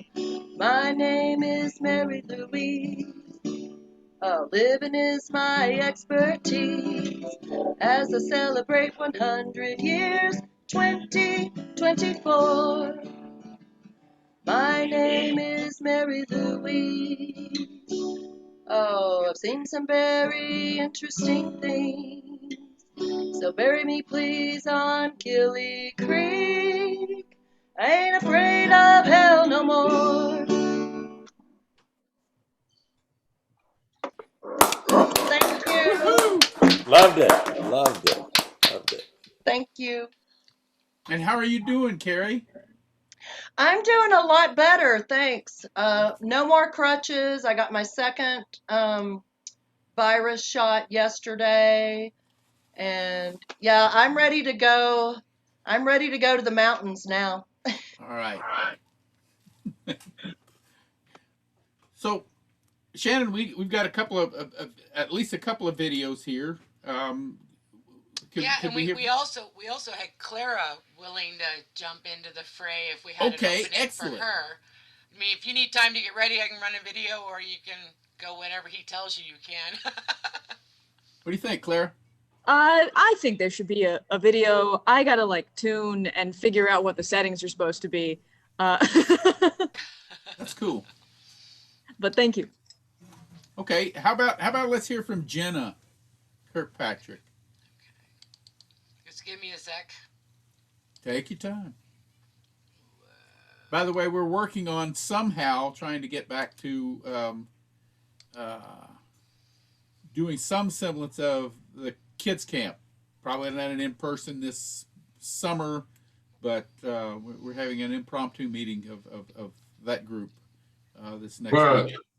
As a veteran that kicked that off, Ken, put my name back in the hat, please. Okay, I will indeed. I feel somewhat forgotten in this. Oh. Ken, I don't know if you saw my notes to you since you mentioned Enchanted Forest. I'll sing that. Okay, say that again now. I don't know. I sent a note to you. Since you mentioned Enchanted Forest, put me on the lineup. I'll sing that. Is that you, Susan? Yes. Yes. All right. Well, there you go. So we'll hear from Jena, then we'll hear from Clara, and then we'll have another video. I think we've got a Tim Henderson video. Is that part of this? Oh, okay, Liz. Thank you. Great. We're jam-packed and fun-filled. Let me put y'all on the list here. Okay, so we can run Jena. I have a body saw. Woohoo. Okay, Ruth. All right. You're on the list. So we're ready to go. There was a lady from beside a river. She was told is the great green gray greasy Limpopo River. And she was told by her 4th grade principal, Camille Dedrick. Now, she never knew no better till now. That river was great and gray and green and greasy, but limbing and popoing it were not none such. It were fast from crick to crick, and if your toe got in it, it'd suck you in into your death. The river that travels 65 miles per hour. You could lay 35 18-wheelers across it sideways with girly mud flaps on them. Breaker, breaker, 1-9, this is Saddlehorn. You got your ears on. See any smokies out there? Come back. Shh. Shh. Yes, Saddlehorn, this is Red Devil. You got smokies up at mile marker 113. Look out. Shh. She licked her glasses, rubbed them gently on either side of her worn apron. The grandkids were playing by the river, and it worried her. When she was worried, her vegetable Tourette's would come. Beet, carrot, cauliflower, broccoli, red, yellow, green bell, peppers, potatoes, goodness. God almighty! She'd rock back in her chair, thinking of a cake and the kids drowning, and if a grit were really a vegetable, she was gonna die sooner and or later, via Condita. She wanted to hear that song. Remembered camping in Big Bend, the summer of 42. Fire sparks rose into the periwinkle sky, carrying her wishes on their tongues. They would deliver them to Zeus or Athena, and everyone would come to her party, bringing perfectly wrapped presents with notes and sweet bows. Now here up the hill comes 4 sunburned kids with cardboard boxes shoved up under their arms. "Oh, aren't they beautiful fruit?" said the lady as she fixed back on her glasses. "Fresh pineapple inside, y'all. Y'all come on." Inside, she had plenty of hard candy and glistening crystal dishes, warm cookies and cold whole milk. She didn't realize when she was worrying on that great green, gray, greasy Limpopo River was truly the M.I., crooked letter I, crooked letter I, humpback I river, and that river housed many a child on a self-made ship. "Hold on," she called, "ooga, ooga." Warm pie smells, bits of flour and sugar cold coagulating in the fridge. "Today is my birthday." She was barely heard as the words bubbled up back through the most beautiful squash casserole and sweet potatoes drizzled with grandma's molasses and large hunks of butter. Her grandkids surrounded her, glistening wet with sweat, holding colorful cut-up, re-glued, glittered construction paper treasures. A crown, a bracelet, a ring, and a tiny boat. "Well, it floats, Granny." "Oh, my little watermelons." She rocked back in her chair, slapping her hand up on her good knee, and said, "The Greek gods could sit around all day wondering why they don't get a capital G, but you see, my little pickles, listen to me. Love, it'll come, and it'll go. But that river down there, she sure do flow." I would like to add something here because one of Jena's children gave me one of my most quotable Kerrville quotes, and Vern will appreciate this when she said, "Mommy, everybody out here looks like Santa Claus." And with that, with watching Jena, if you've never experienced Jena before, you can see why the kids there, the teens out there at the teen camp, just absolutely adore her. She wins over and melts everybody. Everybody. Kids and adults alike. So. And I think it's important to note that that both Jena and Tim really founded the poetry rock that is Camp C.A.L.M. And I think it was Tuesday and Sunday we did the poetry rock, and I'm not sure exactly how that's going to happen in October, but I want to just sound out that we absolutely have to do the poetry rock, which Jena did. Jena founded. Yeah, well, in the after party, I can tell you the whole backstory on that, but Jena has been absolutely integral in just about all the poetic things that we've done. You all know how the poetry rock came about? I do. I do. So, can I tell a little story? Go for it. Please do, Lindell. Okay, so I have to tell you, if you don't know, I'm the mom of Camp C.A.L.M, so nobody said that. So, they were digging up stuff all over the place. I guess it was to get the, the sewer system or something in. And there was this huge rock it was a triangle rock. And Blair said, "Oh my God, that's such a pretty rock." And I said, so what? He said, "Well, let's bring it to Camp C.A.L.M. I said, "For what?" he said, well, I don't know quite yet, but we're going to put it in the middle of the place. And I went, okay. So this huge triangle rock came to be in the center of Camp C.A.L.M.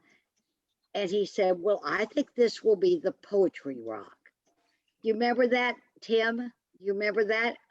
Well, yes. What I remember was that Blair looked around and saw the campfire site that Ed Florida and I had created when we backed into the blue collar hippies camp and sort of made everything occur. And then Blair had said, I think we should cap that. We should cap that campfire site. So that's the way I had understood it. And there's one other thing here.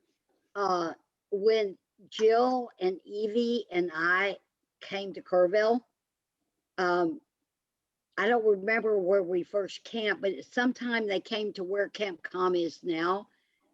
And the beautiful part about that, I mean, to be honest with you, is that, you know, we said, well, we have trees and we have this and we have that, all that kind of stuff. And then one day, you know, when Jill and Evie and I were there, I mean, because we need to remember where we started with that. I'm sorry, I'm really stopped up. My nose is stopped up. But anyway, and Jill's daughter was like only 3 years old. She's probably 40 now. And she said, well, let's stay up all night. And we went, stay up all night? You're only 3 years old. But we started this campsite, and behind us was Mocha Verde, and behind us was a Sandy Stevens campsite. And so when we started this campsite, hey girls, it was just 3 of us. There were no boys. And we started this, and it was so great because people started coming. And I remember a night when there was a really, there was a guy that was really in bad shape mentally. It wasn't just, I'm sorry, drugs. Was it a bad night for me? Not for you, for this guy. And so we said to him, would you like to look at the stars? And Camp C.A.L.M's always been a place where people came when they really had a problem. And so this guy was sitting there, and I said, let me tell you about the stars, be a psychologist. And he was in such bad shape, and he said there, okay, I'm going to be okay now. I love Camp C.A.L.M because I believe Camp C.A.L.M I was talking about Camp C.A.L.M in Kerrville, was always a place where people could come, you know, like when Arthur Wood came and he didn't have any place to come, and he came to us. There's so much I could tell you, but I know this isn't my time. But I think it's a place where people who really want to be helped come, where people love each other come. So thank you, Tim and Shannon, for doing this today, because I think this is a really beautiful thing. Thank you so much. Well, thank you. It's our pleasure, Lindell. Queen of Camp Susan, you ready to roll? Yeah, let's roll. Roll, girl. You look great, Susan. Thank you. Look gorgeous, Susan. I'm unmuted, aren't I? Yes. Okay, I don't know how many of you know the story behind Enchanted Forest, but Bill and I were out at Camp C.A.L.M here. We asked people to write down their thoughts about Camp C.A.L.M. And it was little tiny pieces of paper that we brought back to my house. We scattered them all over on the floor of my TV room. And based on what people said about Camp C.A.L.M, that's how the song evolved. Thank you. Thank you. Thank you. And by the way, I wasn't going to sing because my voice is my voice is always gravelly. But after listening to Jake, I couldn't be more gravelly than him.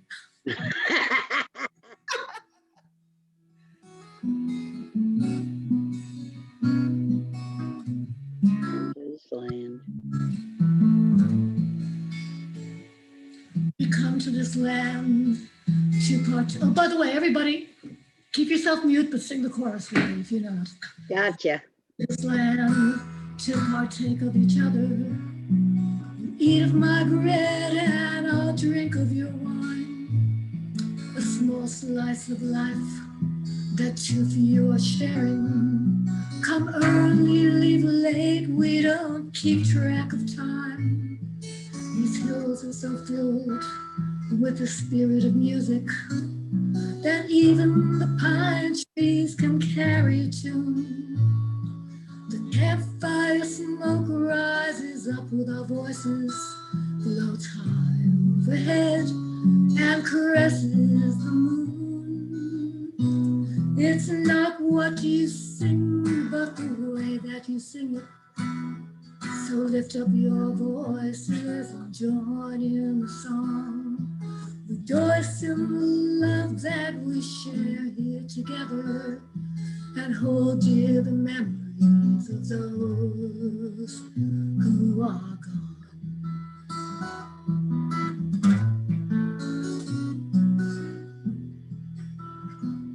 We hear you, Masala. We see you, San Francis. In this green sanctuary, together we stand. A circle of friends that have now become family, with heart holding heart and hand holding hand. It's not what you sing, but the way that you sing it. So lift up your voices and join in the song. Rejoice in the love that we share here together, and hold dear the memories of those who are gone. It's not what you sing, but the way that you sing it. So lift up your voices and join in the song. Rejoice in the love that we share here together, and hold dear the memories of those who are gone. An enchanted forest where love lingers on.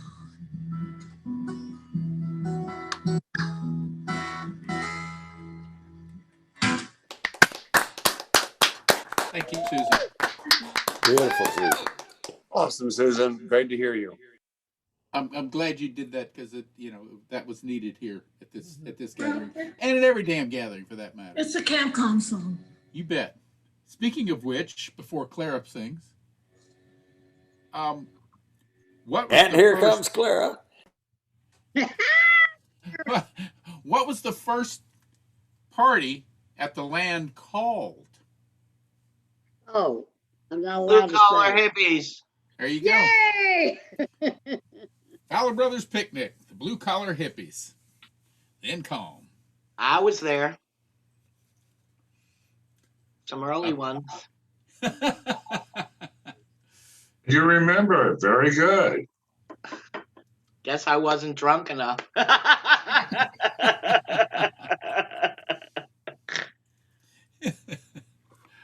Oh, it's so good to see you, Clara. I get to see your pictures on Facebook all the time.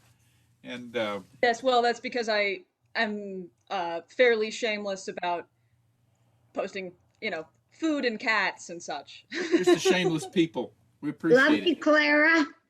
But I loved your COVID outfits. Oh, thank you. Those made my closet was awesome. Thanks. It was a really fun time. By the end, I was A, running out of interesting clothes to wear, and B, getting cold, and I just couldn't bring myself to keep wearing tights. But I very much appreciate, the dose of validation was very good. So thanks, everyone. Clara, Love you, Clara. Good to see you, Clara. After a while, I began to think that your closet must be like that tent in Harry Potter. It was much bigger on the inside than it was on the outside. Yes. Well, the real secret is that I've taken over the majority of the closets in this household, so I'm really trying to knock it down a notch. Instead, what happened is we moved the Christmas tree into outside storage so that the closet was free for other amusing things. So, you know, it's a process. I love you, Clara. Love you too. Yes. Thanks so much for being a part of it. So good to see everybody. Yeah. We all love you, Clara. Aw, well, I love y'all too. Enough to, you know, continue the level of embarrassing myself. I wrote a song like a year ago, but then I didn't see anybody. So based on true events. Let's see.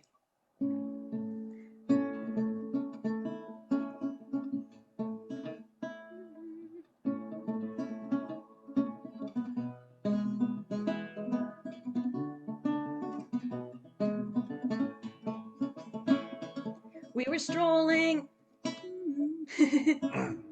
We were strolling in the sunshine of a summer afternoon, hearing birds and sniffing flowers when we found the dead raccoon. Matted fur and bloated belly, stiff paws clawing at the skies, with a horror movie grimace in his frozen milky eyes. I said I'd like to take some photos. Do you think that's too bizarre? You said I'm glad you brought your camera, 'cause I left mine in the car. Make sure to show the soft part where it's rotted underneath, and the way the light is glinting off his bared and jagged teeth. How do I know you're the one who shares my heart? How do I know you're the perfect counterpart? There's the way you make me happy just by walking in the room. There's the love that's even wider than the grin of a dead raccoon. We were sipping Cabernet and snacking on imported cheese beneath an arbor in a vineyard, cello music on the breeze. When the sound of springtime sprang up from a fountain to the west, a dozen eager toads declaring whose sperm was the best. We both stood in an instant, leave the glasses, leave the plates. The wine is less entrancing than these toads attracting mates. In my stockings and your necktie, we were crouching in the grass, looking on in wide-eyed wonder at screaming toads in search of ass. How do I know you're the one who shares my heart? How do I know you're the perfect counterpart? There's the way you walk beside me as we travel any road. There's the love that's even louder than the call of a horny toad. How do I know you're the one who shares my heart? How do I know you're the perfect counterpart? There's the way you understand the parts in life that matter most.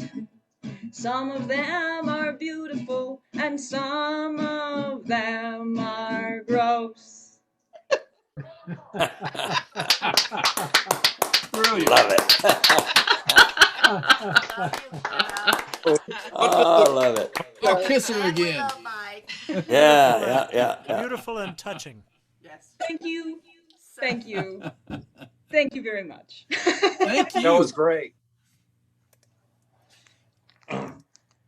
So Shannon, just I know we have a couple of more videos, you know, one with Tim and one with you know, the Tennessee Stud, where y'all go, where we're going to show that both of those during this process as well. Just making sure.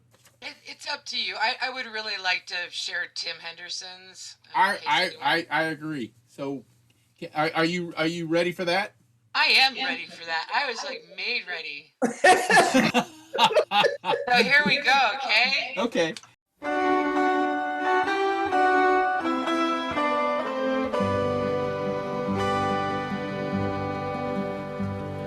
Maria Consuela Arroyo was born and was raised on the south side of town, with eyes holding midnight and the face of an angel come down.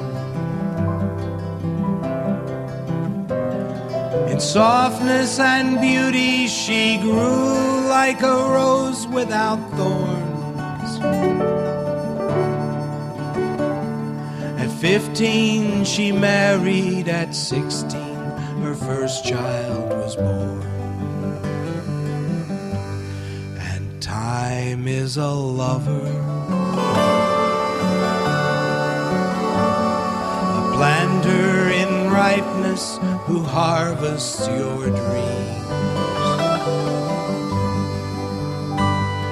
And time is the river that sweeps us along in its streams,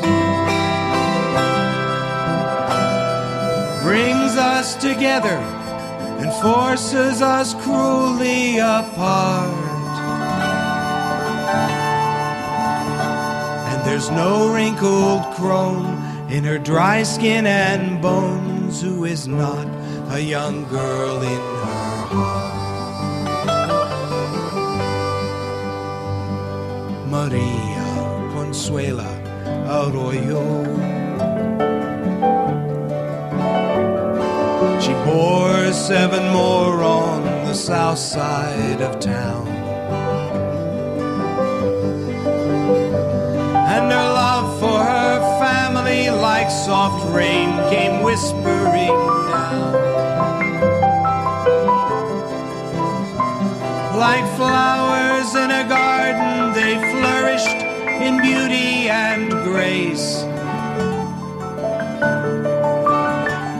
with their eyes like dark mirrors reflecting the love in her face.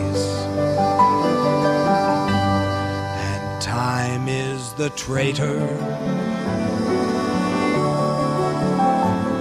Yes, time is the villain who stalks on our stage,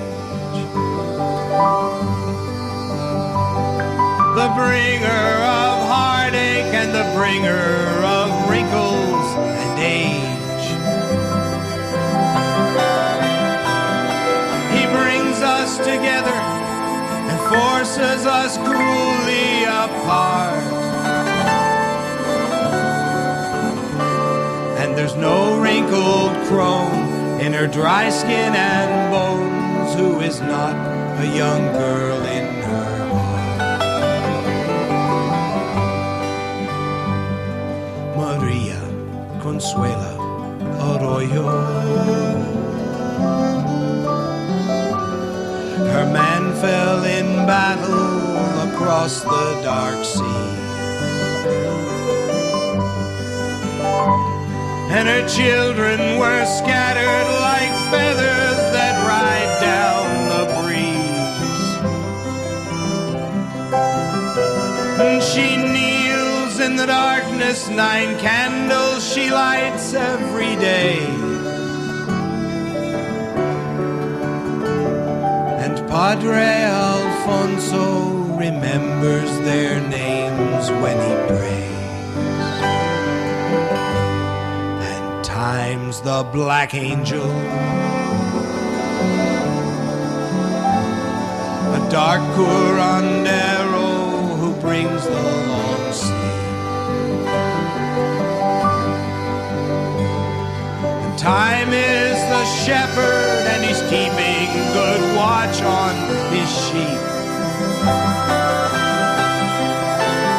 So he brings back together the souls that he once tore apart,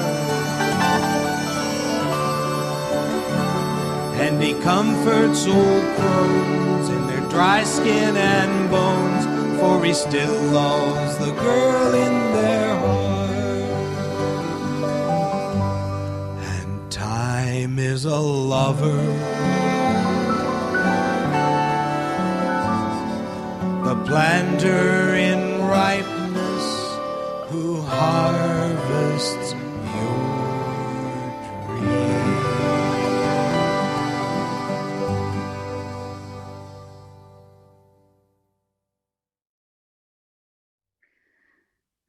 Ooh, Lovely, thank you, lovely, thank you, lovely. thank you. Oh, good. Yeah. Oh. Wow. And all those photographs just went by way too fast. You know? Who doesn't love Tim Henderson? Gonna have to just watch it happened again and again. It just happened one afternoon when I was Marion and I were talking. And then I realized I had all these photographs of Tim from working on the 6-volume Legacy collection. So it all happened in an afternoon in the middle of the pandemic, but it made Marion and I very happy. Yes. Oh, it's Made a lot of us wonderful, happy. wonderful job, Shannon. So, Thank you, Shannon. It's so Thank you, wonderful. And Shannon. Kerrville and Camp C.A.L.M were such a wonderful part of Tim's life. So, it meant the friends that he had there meant the world to him. So, anyway, this is a great gathering. Good to see everybody. Landell, I'm so glad that you're continuing on with your life at age 78. That's fantastic. I love you. I love you. I love you, baby girl. Y'all take care. I love you, baby. That's where we met Tim. Take care, Marion. I was going to do that song for my when it was my turn coming around. I was going to do that initially, and I am so glad that I didn't, because there's no way I could have done for it what Tim did. So it was great to hear him again. I'm hoping that perhaps we can do one of these gatherings based on Tim and really By the way, Marion, can I say something to Marion? Yes. Well, I have to tell you that the song Tim did for you, which told you he loved you, is my In my eyes. In my eyes is my and best with the. I'm sorry. I'm just okay. It was the thing that Jason and I chose as our song. And Jason is my person in my life now. So that was, I'm sorry, that was our song. Okay. Thank you. In My Eyes, which is so beautiful. Yes, yes it is. It's one of my favorite songs, but we chose it as our song. Okay. Thank you. Thank you so much. And I have to mention at the end of the video, that fantastic video, there's a plaque on the seat there at Kerrville that says something about Tim, a part of Kerrville always. And Daniel and Ellen Boling put that there. So thank you to Daniel and Ellen. And I'm glad you got that in the video, Shannon. Thank you. Yeah, that's good. Welcome, and Daniel and Ellen need to thank Camp C.A.L.M because that's where we first met Tim Henderson. That's right. And I also have to say one of my very proudest achievements ever was bringing Shannon and Marion together to work on that legacy collection. Thank you. Thank you all. Yes, she was. I think I was doing stuff on the history project. She's like, but you have to get a hold of Marion Henderson. You just have to get a hold of to answer all those questions you can't answer. Yeah, we got together in Santa Fe with the Bolings and you, and it sort of happened, and the legacy collection was the result. So that's wonderful. Thank you. I camped in my camper in your driveway for 2 years. And we bought the first copy. Who? We bought the first copy. Yay. Yeah, by the way, there's more on Amazon. More copies. All right, you go, Marion. Right. So anyway, keep going. You're gonna, I thought you were gonna finish them up. I thought you were gonna finish them up. Yeah. Never mind. Keep going. Keep going. Okay, so on my list here, I have Liz, Ruth, and I believe Tom Bianchi has joined us. Yay, Tom. Yay, Liz. Yay, Liz, Ruth. are you ready? And if it takes you just a little bit to get ready. Yeah, I'm ready. I had to get my shit together after that video. I'm a little verklempt there, you know. I'll never stop missing Tim. No. Okay, but But I guess I'll do a COVID song that I wrote.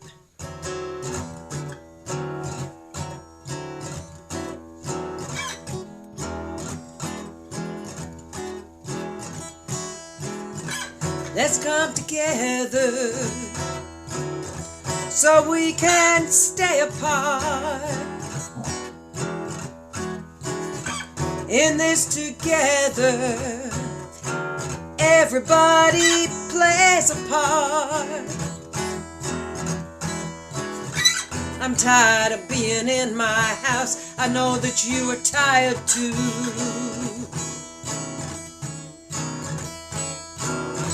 Not having enough fun, but that's the thing that we must do.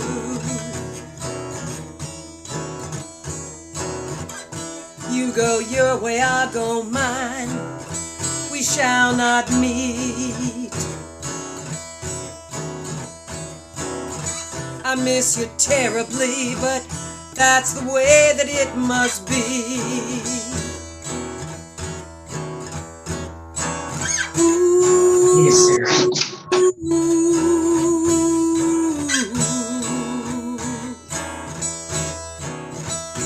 Only love will get us through. Let's come together so we can stay apart. In this together, everybody plays a part.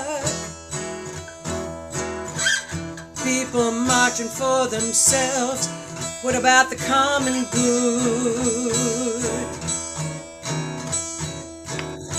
They raise their fists up in the air. Forget about the neighborhood.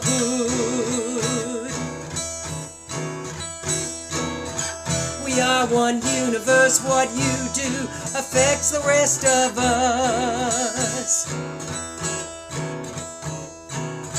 I don't know what I should do. I throw my arms up in disgust.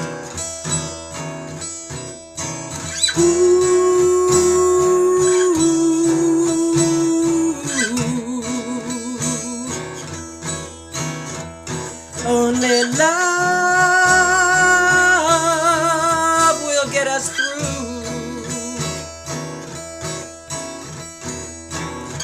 Let's come together. Let's come together. Please come together so we don't have to stay apart.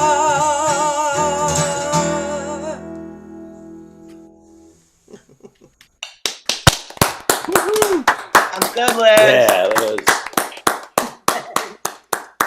Love you, Liz. Thanks, Liz. Thanks. So, Ruth, before you get going, I got a couple more questions. Y'all ready? Yeah. Yeah? Okay. How many of you remember Ed, Florida? I remember his name. I met him when he and Carol were still together. It's a beautiful. We have somebody here that knows some Ed Florida songs. All Brooks. right. Mr. Brooks. Outstanding. I'll bet he does. He knows everybody's songs. That's for a fact. So, what side of the Rio Grande did Ed prefer, and why? Not this one. Preferred the southern side. And why? Say again? Why did he prefer the south side of the Rio Grande River? And he would tell you this right off the bat. It didn't have to deal with the bureaucrats from the U.S. government. That now I'm sure of that, but that would not be the first thing he thought. Because there is a wind. Because there is a wind that blows through East Texas. Tortillas and beans. All you need. I'm just going to roll this one out here. He preferred the Mexican side because he preferred the Mexican women. So there you go. Yeah, it was probably the only one that was a wetback going the other way. Exactly.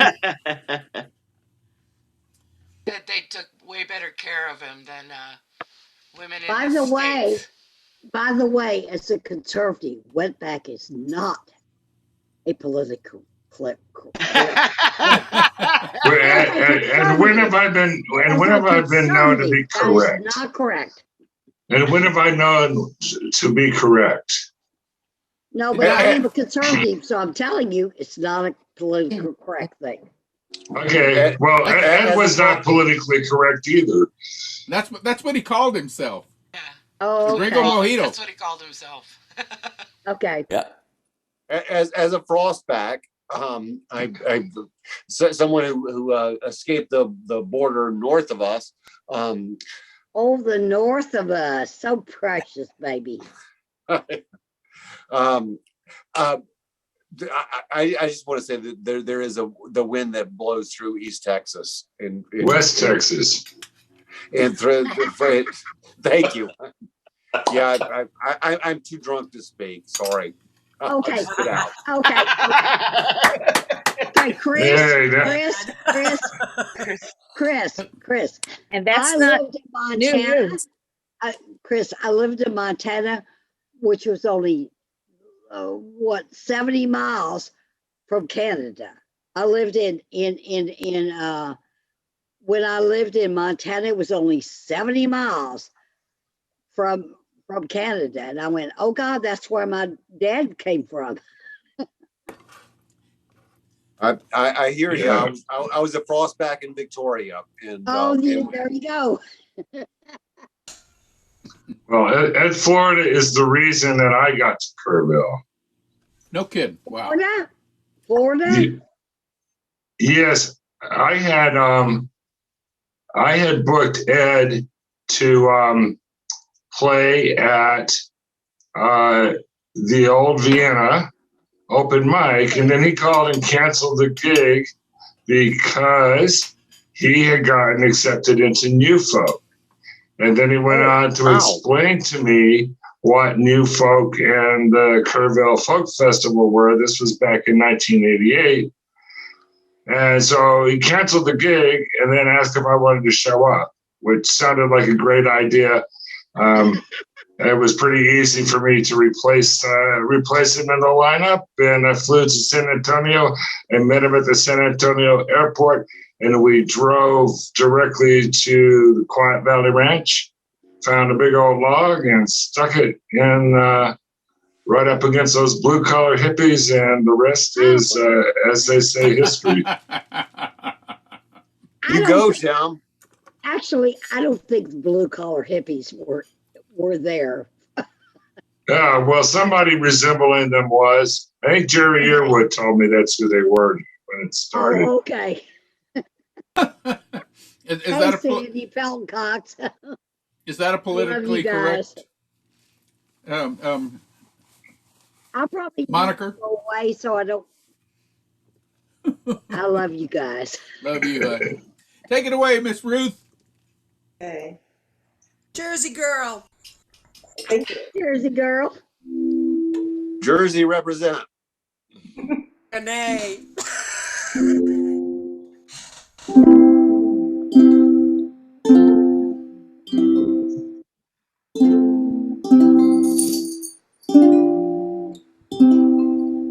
When I was a girl in Sunday school, the sages spoke to me.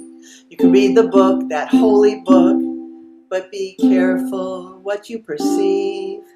Now you can search the scriptures for hidden truths and discover your history, but don't go seeking out enlightenment if you don't know allegory, if you don't know how to swim. For her temples are like a pomegranate, split open behind her veil. Her eyes are the pools of Heshbon, her nose the tower of Lebanon. Her lips are like a scarlet ribbon. She's God's people, Yisrael. Rockataka tutu, ni do dee, rockataka ta ta ba do dee lee. My beloved is to me a gazelle, leaping across the mountains. Catch the foxes, the little foxes. I will be your garden fountain. A lily among the brambles is he, the apple within the trees. My beloved is mine and I am his. Our bed is made of leaves like a forest canopy. So into the city I did go, down to the squares of the street. Found the watchmen on their rounds who left me bruised and beat. I looked for him, I called for him, then I looked some more. Have you seen the one whom my heart loves? Hark! I hear a knocking at the door. He's knocking at my door. For his legs are pillars of marble, his golden arms are rods. His body is like polished ivory, decorated with lapis lazuli. His raven black hair is waxy. He's a loving and caring God. Rockataka-tutu, anito-dee, rockataka-tapa-do-dee-lee. At last I found my love and clung to him within my mother's house. We drink spiced wine, taste milk and honey, and the kisses of his mouth. We do not arouse or waken love until it so desires, for love which is as strong as death burns like a blazing fire, a mighty blazing fire. Now my love, he rests between my breasts, his right arm an embrace. His left arm is behind my head, his fruit sweet to my taste. Pomegranates are in bloom, blossoms are wide open. How delightful is your love, my bride. The relationship between God and man? Believe it if you can. My beloved showed up at my door, disrobed with dew-drenched hair. From within my heart did stir, he thrust his hand through the corridor, fingers dripping with flowing myrrh. My vineyard is mine to share. Rockataka-tutu, anito-dee, rockata, shireen. Woo! Vidodee-lee. Love it. It's Texas. Well, Ruth, I've never seen you so just wrapped up with a song like that before. I love it. That is the first song I ever wrote. The number of songs I've written don't get through a full handful, but that's the first song I ever wrote. Well, I want to hear that again. So I think we've got Tom went to feed his turtle. Antibiotics. No, yes. Yeah. Treat his turtle. How many of you have seen the Tennessee Stud, the actual Camp C.A.L.M video? And a lot of you haven't? Yes, I do. All right.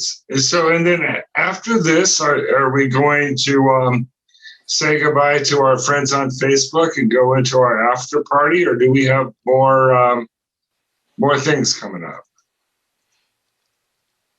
Probably about to do the after party because then we can say all the things we haven't been saying.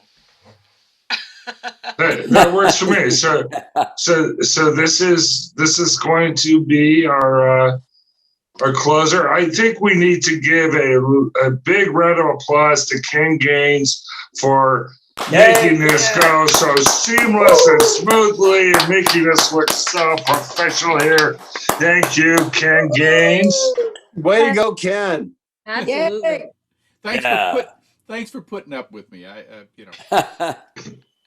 You're easy to put up with, Ken. I agree. Trained porpoises can run a calm Zoom meeting. We know you're city and you're also a Camp Calmer. And there will be plenty of time for more little song circle sharing and stories in our after party. So why don't we kick up Tennessee Stud and we can let these folks in Facebook land either find their way to join us in Zoom, or we can cut them loose and let them go back to cat videos. Well said, Tim. So I put this video together because I heard that Dan Mary had lost his voice. And to me, the festival in Kerrville didn't start or end until he played me this song.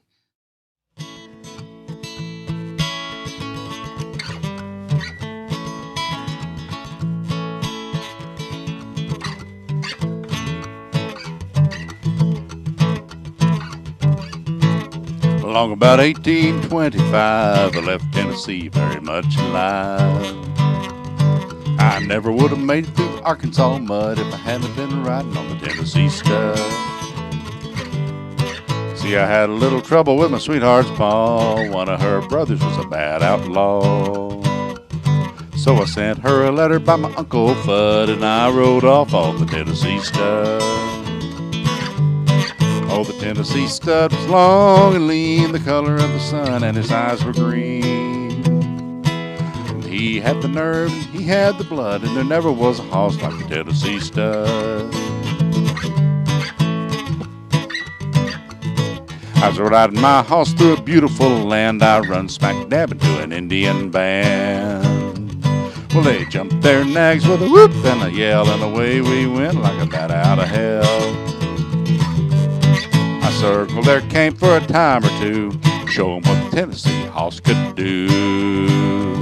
Well, them redskin boys couldn't get my blood, 'cause I was riding on the Tennessee stud.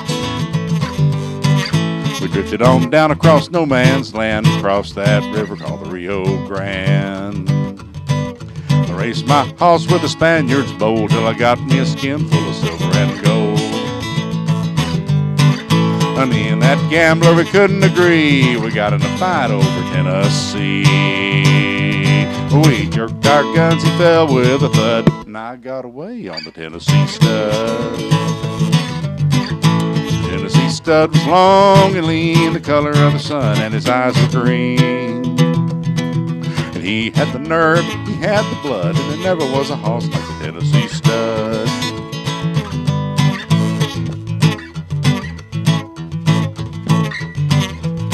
Well, I got just as lonesome as a man could be, a dreaming of a gal in Tennessee. The Tennessee stud's green eyes turned blue, 'cause he was a dreaming of a sweetheart too. We loped right back across Arkansas. I whooped her brother and I whooped her paw. When I seen that gal with the golden hair, she was riding on the Tennessee mare. Stirrup to stirrup, side by side, across the mountains and the valleys wide. Made the big muddy and we forded the flood on the Tennessee mare and the Tennessee stud. There's a curly-haired baby on the cabin floor, little hoss coat playing round the door. I love that gal with the golden hair, and the Tennessee stud loves the Tennessee mare. Oh, the Tennessee stud was long and lean, the color of the sun, and his eyes were green. And he had the nerve, he had the blood, and there never was a hoss like the Tennessee stud.